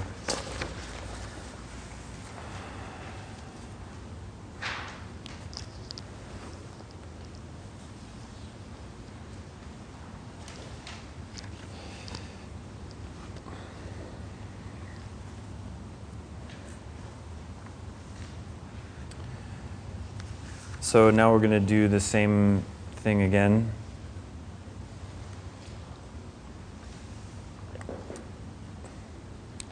But we're going to be a little more freeform about it.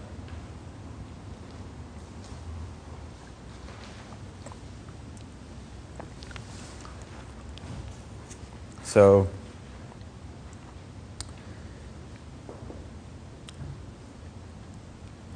get in touch with the space element and dip your brush in the ink.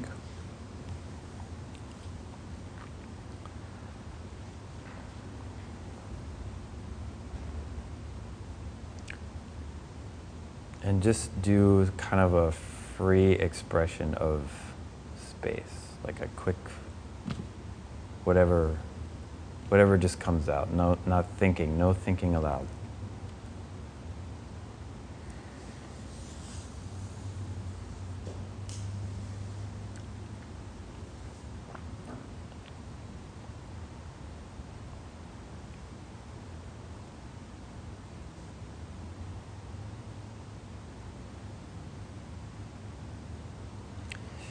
And now that you've created it, view it and view the spaciousness of it.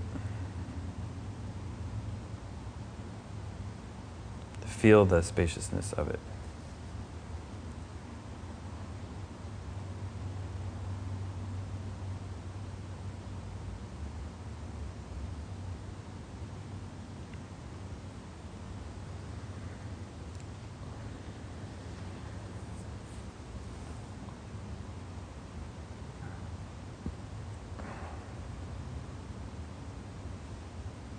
What's it telling you?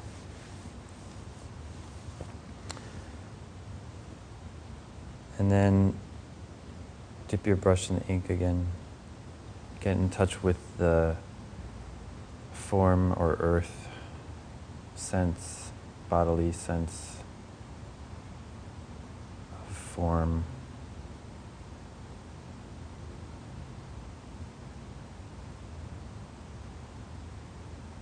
And make a free-form expression of the earth element.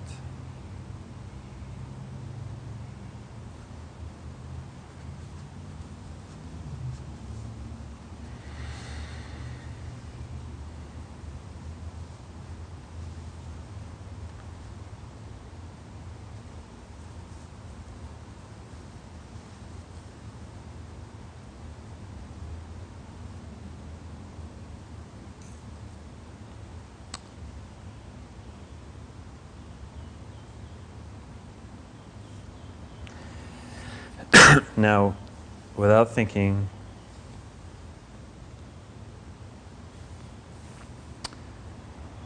feel the relationship between the earth element and the space element.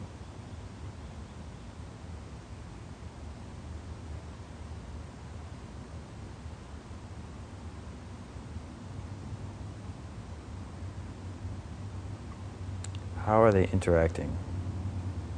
What does it feel like? What's that feeling?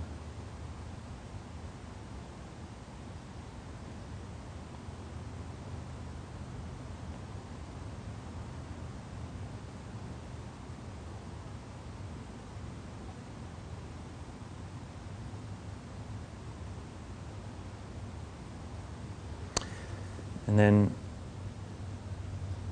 take your brush and dip it back in the ink.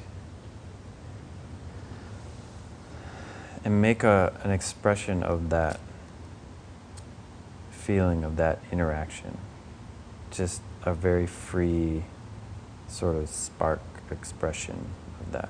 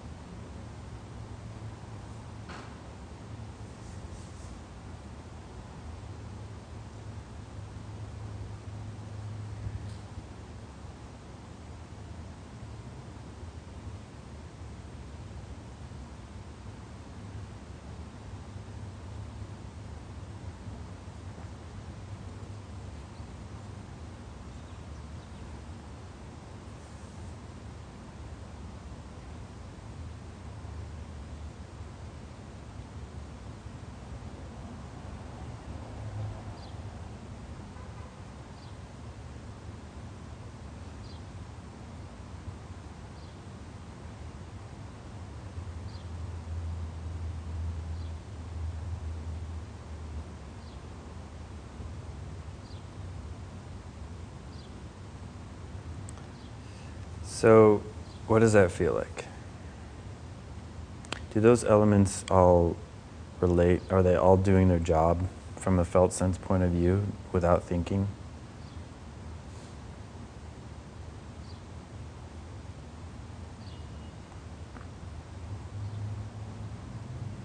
There's a rightness that you can sense about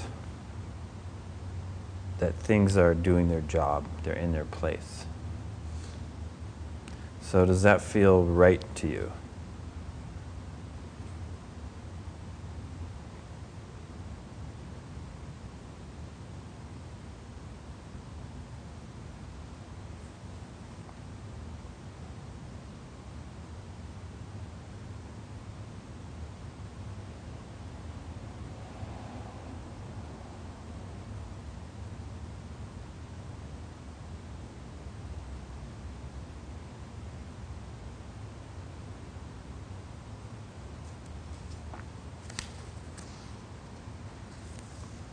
And then take your page and turn it 90 degrees.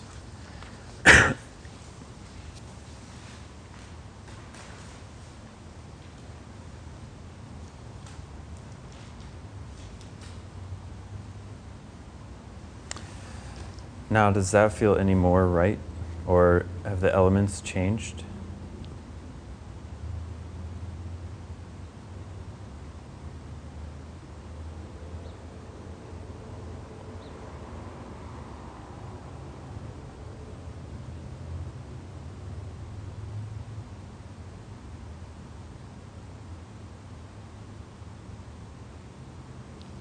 And then turn it again.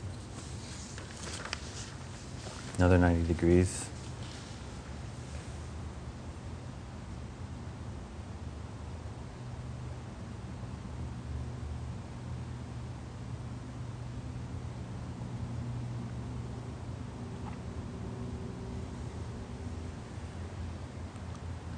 Did the elements change?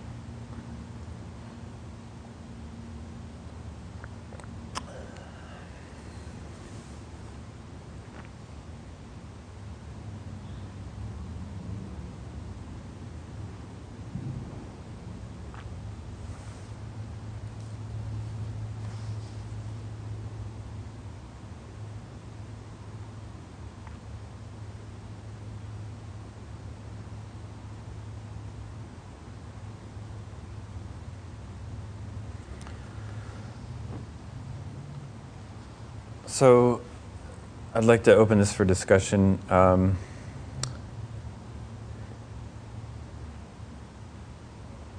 I just want to say that there's no right or wrong way to do this, but it's just a practice for yourself to experiment. And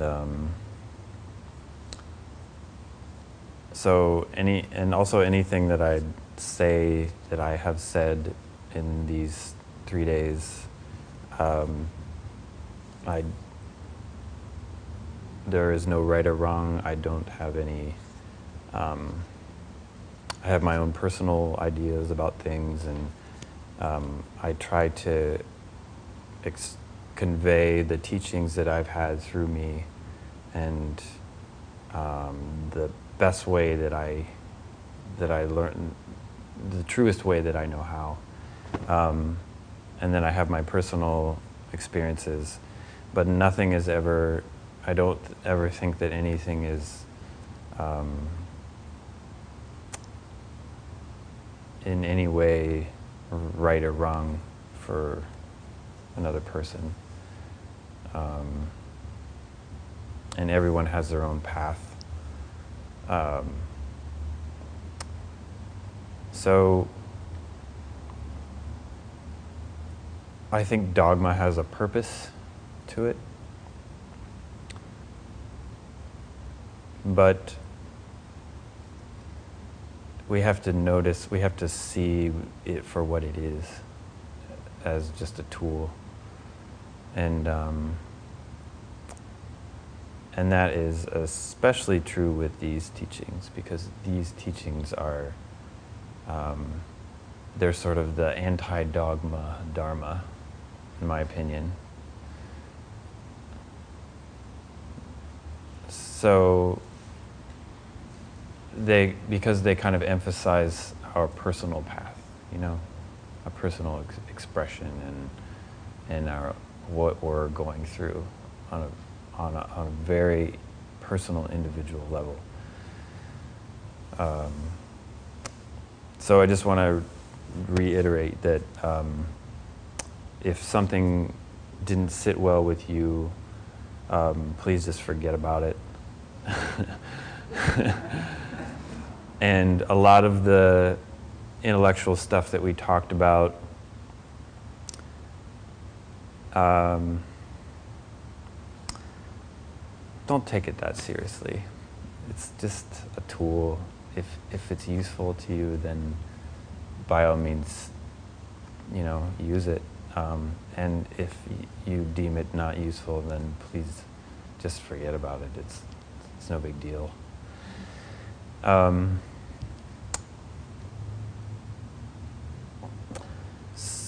So, what did you guys think about this practice? Did things change as you moved them around? Pretty cool, right? And I love, like, everyone has a whole different, like, take on it, which is really cool. So maybe we can walk around and just look at everyone's how they did their expression of heaven, earth, and human. Can we just do that for like 2 minutes?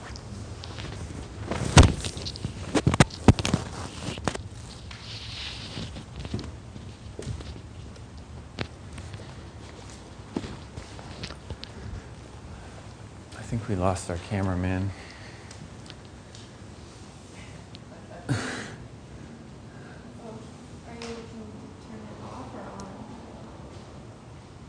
Oh no, I was just gonna like go around with it, but actually, it looks like it's already wide angle, and it seems like it's picking up the audio, so it's all good.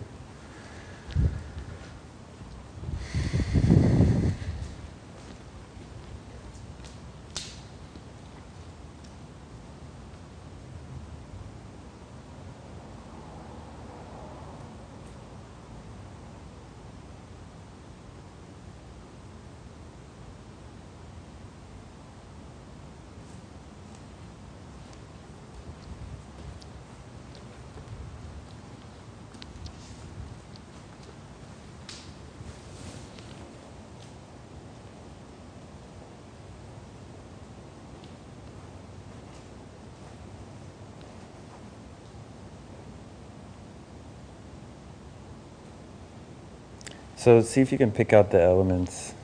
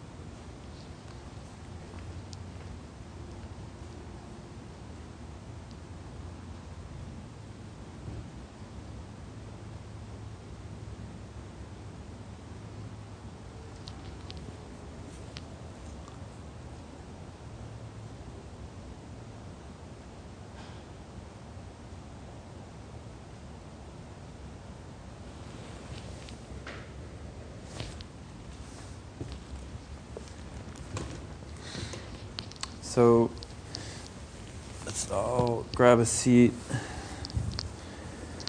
And let's see if we can pick out this some heaven, earth, and hum elements in this Thangka painting or Thangka print.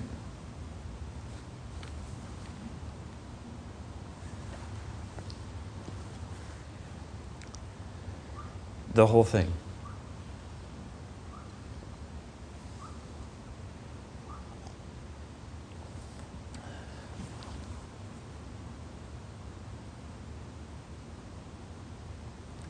What's the heaven element of it? Or what could be the heaven element of it? And what could be the earth element? And they, what's that? I feel like the heaven element could be sort of what is around it. So the gold and the blue has this kind of ethereal, spatial kind of feeling for me. Mm-hmm. Yeah. I have the same thing. I was seeing the heaven element in the silver and the sheen of the silver and of the gold. Mm-hmm. Yeah.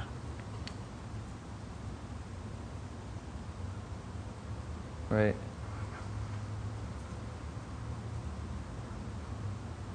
And what about the earth element? Mm-hmm.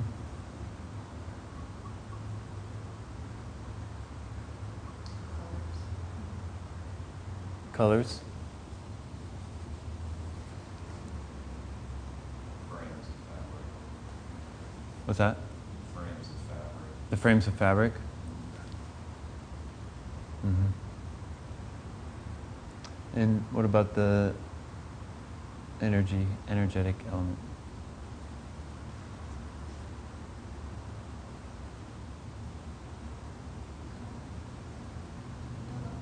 Yellow?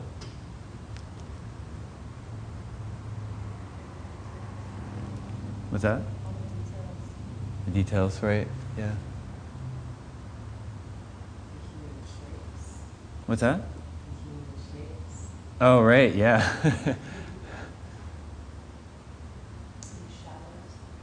Mm-hmm. It's extra being Right.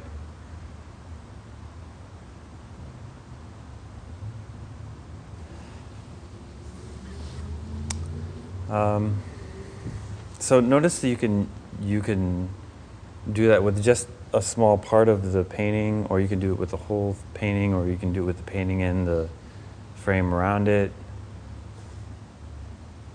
Which is really cool about this, you can do with anything. Like when you're walking down the street, you can just be like, what is the earth element?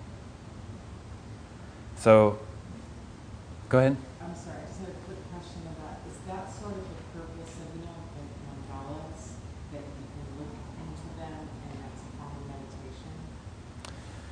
I mean, I don't know anything about it, but Oh, I'm just wondering if this idea of like looking at the earth and energy in something and allowing that to be a sort of meditation in and of itself.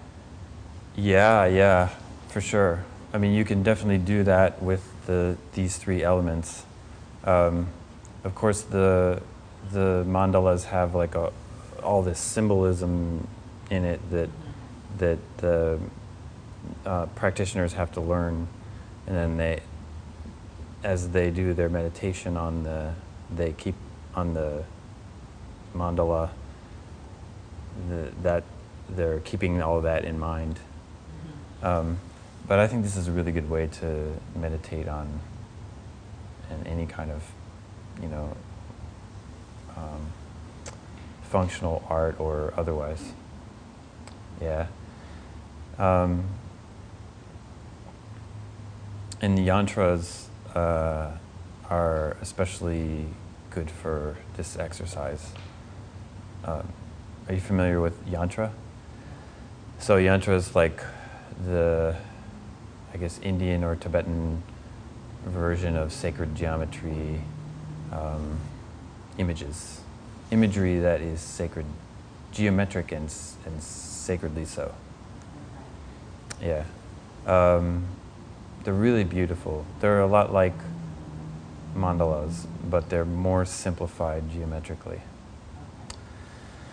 So, and then there's this whole sort of culture around sacred geometry, the seed of life and the tree of life, and all of these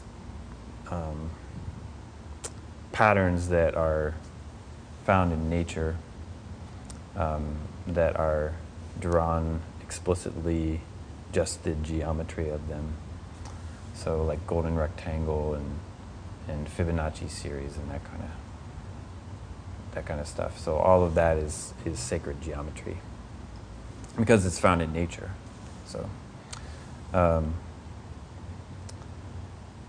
So this I just want to tell you a little bit. Of course, we're like out of time again, and I wanted to show you guys a video. So if you guys want to stay later and watch this video, it's good. It's good stuff. So I hope you can stay. But before we end this class, I wanted to talk a little bit about this, what we just did. You can take this really far, and in the Dharma Art practices, this is like kind of level 1, and so these 3 elements that we've broken up our reality into get broken up into more elements. So we get deeper and deeper into things. And then there's what's called the 4 actions, or the actions that the elements are telling us that they're doing, kind of. So like the verb instead of the noun. Pacifying, enriching, magnetizing, destroying. So, and then there are 5 elements, another different kind of 5 elements that have to do with color and more like characteristics of the basic elements of heaven, earth, and human. So the characteristics, like you have, this could be a heaven element, this pattern right here. And taking into account like the color or the shininess of it, or the flatness of it, would have, maybe it would have an earthiness to it, like like the earthiness of a meadow, something like that. So it's giving you more information than just heaven. The heaven has a characteristic to it. So, and then, so with this white square here, there's this really fun exercise where you get a whole bunch of objects, like found objects, and you take turns placing them on the heaven, on the white square one. So you place a heaven and an earth and a human element onto this white square. So there's like, it just goes on and on and on. And it's like so cool. It's really amazing. So I hope that maybe we can in the future explore that, or you can explore it on your own. There's Shambhala Art International. Its headquarters is in Eagle Rock here in Los Angeles. And they do these programs. And I'd be happy to share that with you. But it gets more and more fun as you get deeper into it, and it just is kind of endless and amazing. So I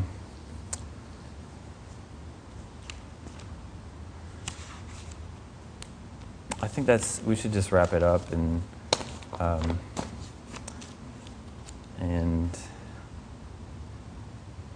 maybe I'll just take a couple questions before we end about this exercise, if you guys have any.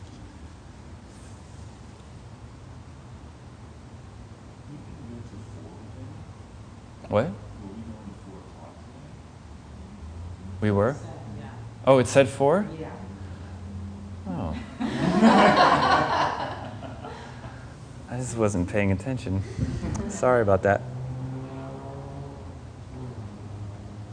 Oh, good.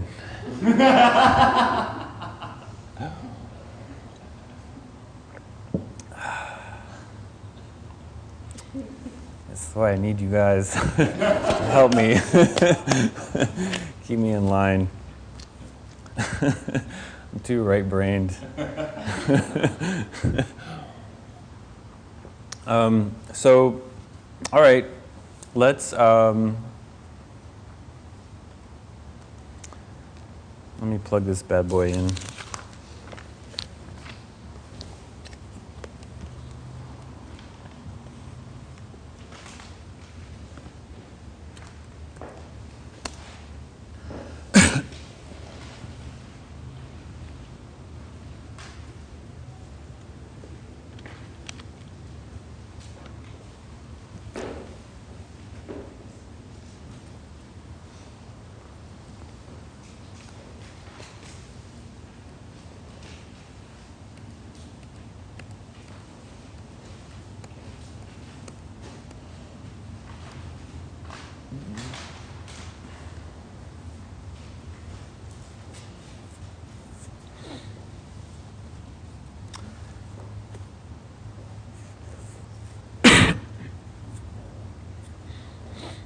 We don't have to clean up just yet.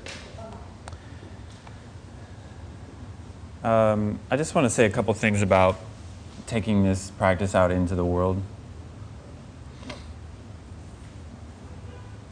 This is a photo that I took in New York in the East Village just like a month ago. And it kind of exemplifies this idea of art in everyday life. it is, can you tell what it is? It's one of those construction walls, like plywood construction walls, that was painted over, that had like posters, I'm sure like people postered on it and then they painted over it. And then someone, they have these little cutout squares so you can like look at what's happening inside this construction area, which is pretty large. And so they do that. I think the construction company does that. And then someone came along and they put this perfectly shaped, like perfect to the dimensions of the square that was cut, a frame around that hole. And then they put a little like altar table shelf for little candles there. So it's kind of like it's like a shrine to this picture of whatever's going on inside in this hole in the wall. And I was like, wow, someone is onto something. They just made art out of like a construction site, you know? Like, it's really amazing. So I kind of think that, we're living in an art gallery or a museum. Sometimes a museum, sometimes an art gallery, or sometimes a theater. Hopefully not in a TV. But yeah, it's really important to take these ideas that are applicable to your entire life out into your life. And to see the artfulness of everything that's going on around you.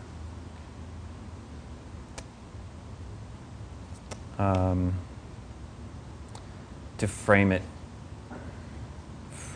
the world how you want to frame it, in the way that's the best way for you, that makes you the happiest and that makes everyone else the happiest.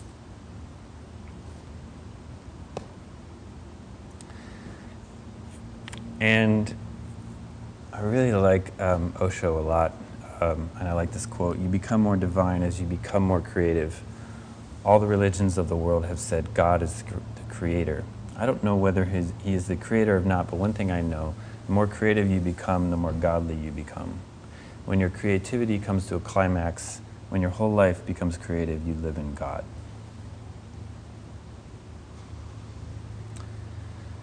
So that's about it. And I have this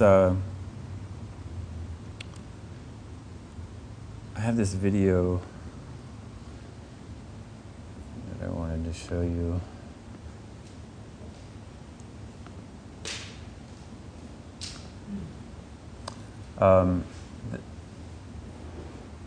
To sort of demonstrate this idea of, what's that? Which one did you select? Yeah, I'm getting it right now. To demonstrate this idea of fearlessness, and also the idea of like love, and just letting things come through you.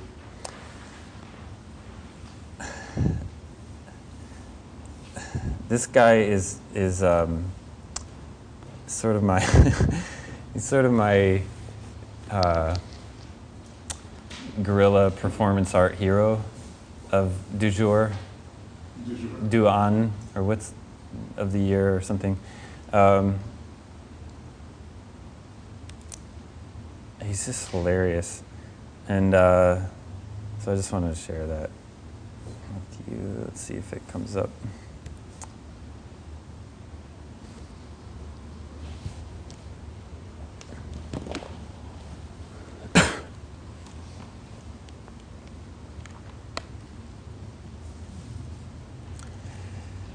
I've run into this guy like 6 or 7 times just walking around Manhattan. And it's always really funny.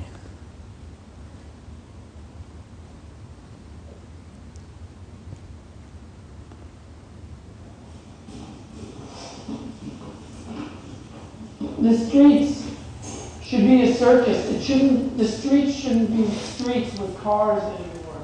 Cars are, I'm not going to judge cars, but cars, there shouldn't be any cars in the city. People should be walking about.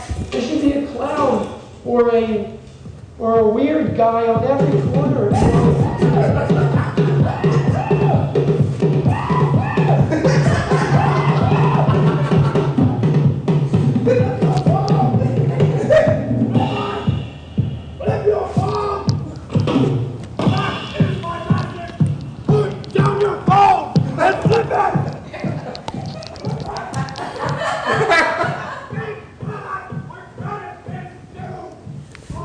What happens is people come in groups, right? Yes.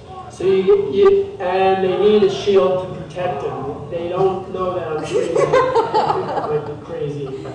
That's not what I'm trying to do. I have a sign that says I'm a great performer. Anybody performs outside the street, you're automatically, it doesn't matter who you are, you're automatically judged. I don't know this person. I don't know what this person's about or whatever. And so there I am. I'm standing, you know, and then all of a sudden I look at them. I look at them, and it's just me, this weird costume, and I focus, and I just go in a little. It's almost like working with children, you know. It's adults are the same as children. You come in, and they're like, and there you go. You pause, and you give them a space to take it all in. You take it in, they start giggling a little. It's you know, they start giggling. All of a sudden, maybe 3 people are really laughing out loud, right?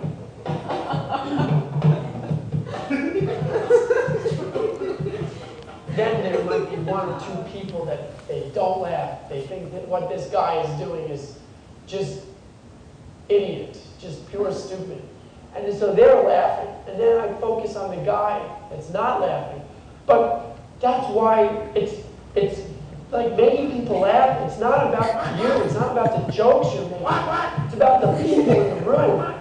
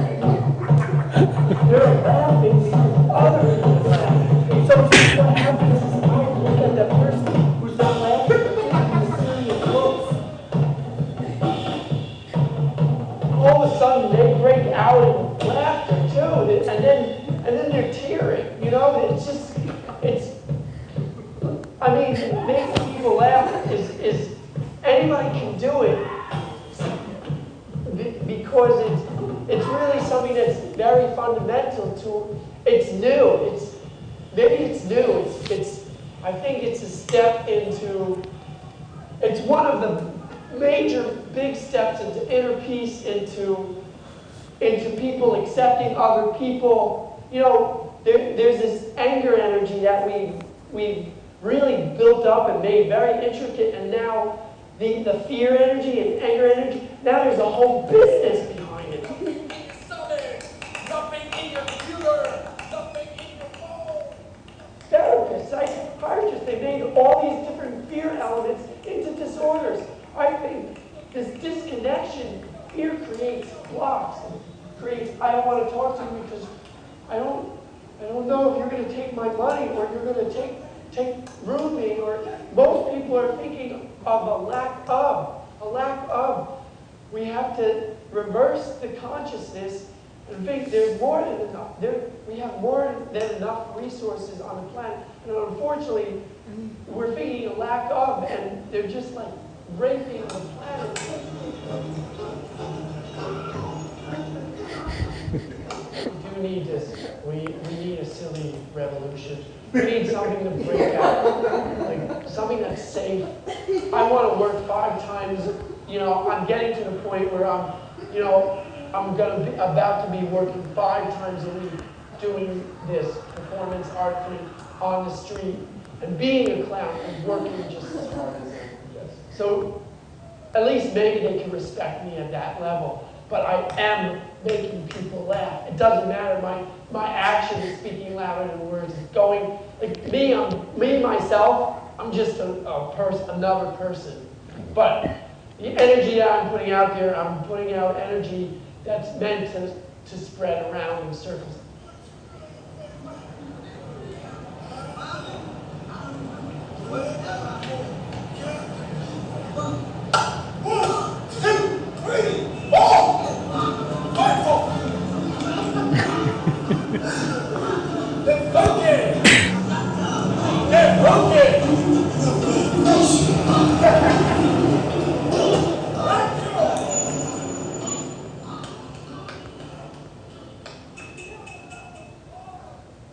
You have to exist. If you're not showing yourself in this world and doing something about your existence, no matter who you are, then you're wasting time. And don't let the outside forces. There's a strong river of unhappiness. I mean, forgive yourself for being unhappy, being mean to other people. It's okay. We've all done it. And then start now and just remember to keep restarting. But if you don't feel that you're important, you're going to disappear like you never existed.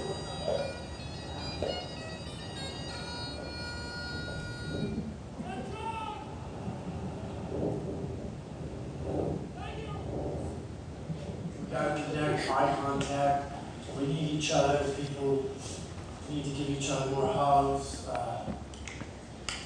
Opening a love vortex portal would be amazing. That's what I want to do. He's talking about the silly revolution. Yeah. It's the same thing. Yeah. So the silly revolution maybe isn't a love portal. I don't know, but it would be silly. People want to act silly.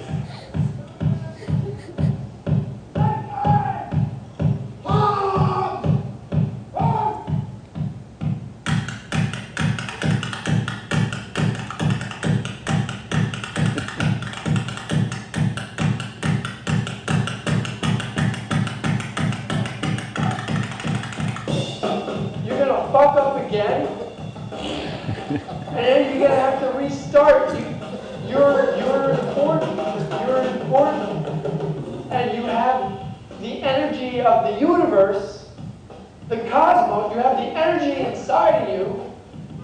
We all have that same energy, and you're gonna use that energy. You're gonna.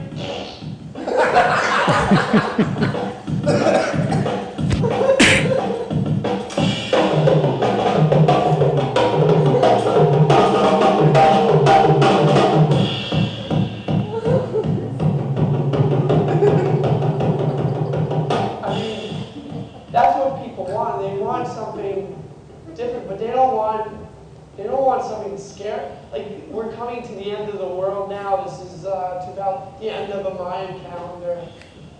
That's what's going to happen at the end of the Mayan calendar. Something that breaks people's.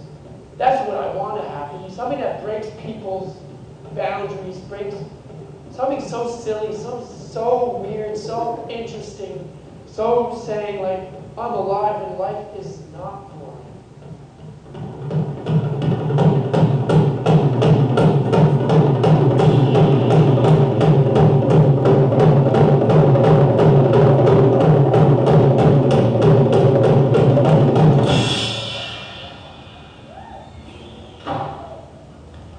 Remember, you're alive.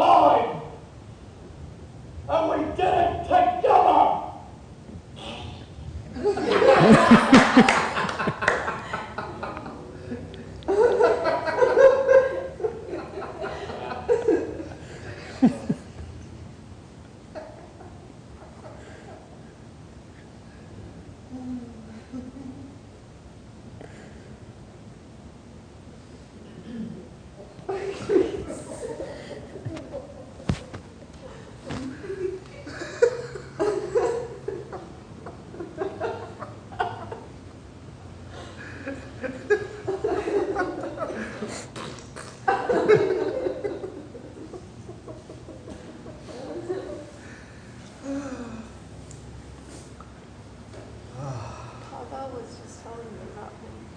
Really? Yeah. Something about him last night.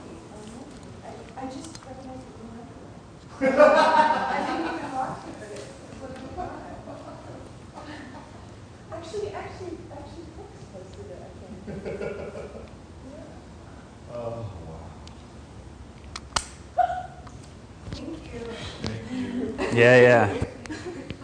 Thank you guys. What was the move that you showed a video last night? I couldn't stay for the last part. What was that you showed?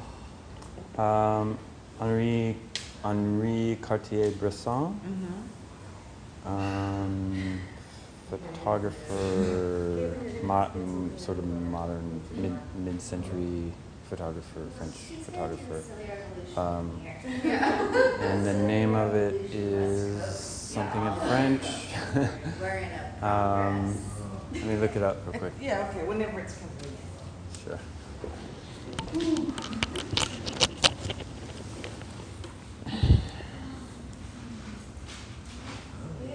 I don't even know why you do it in class.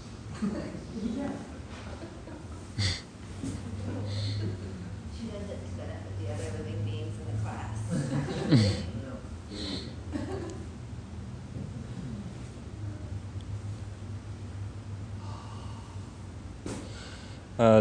The title is L'amour tout court.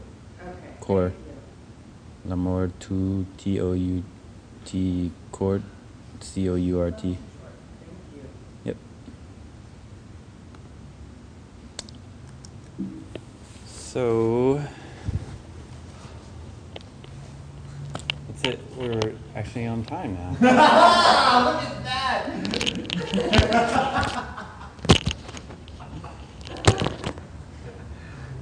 That's what it takes to be on time. Yeah, to forget or not know. That's what it takes, yeah. So, yeah. Thanks a lot. I mean, it's such a pleasure. You guys are totally awesome and fun. So, it was a lot of fun. Thank you. Thanks for having me.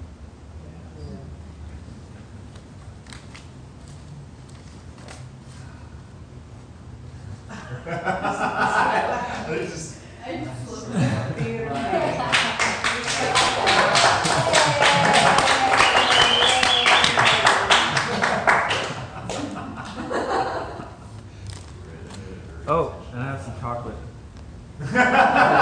Carrie, can you finish their job? Please have some. Oh, I also had this quote that was gonna. Dang it! Let's just go out with the Rumi quote, shall we? Yes. This is from this book, Matthew Fox Creativity. So good. It's this like delicious book. So here it is. We must become ignorant of all we've been taught and be instead bewildered. Run from what's profitable and comfortable. If you drink those liquors, you'll spill the spring water of your real life. Forget safety. Live where you fear to live. Destroy your reputation. Be notorious.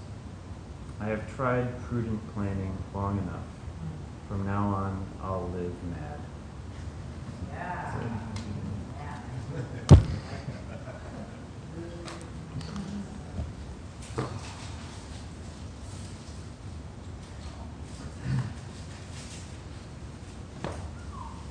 One of my other favorite movie quotes is outside ideas of wrongdoing and right doing. There is a field. I'll meet you there.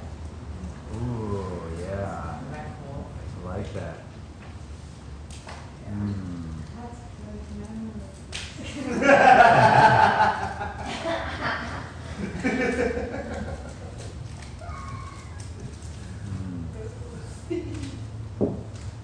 Yeah, Rumi's chock full of goodness, isn't it? He's got a lot of good stuff.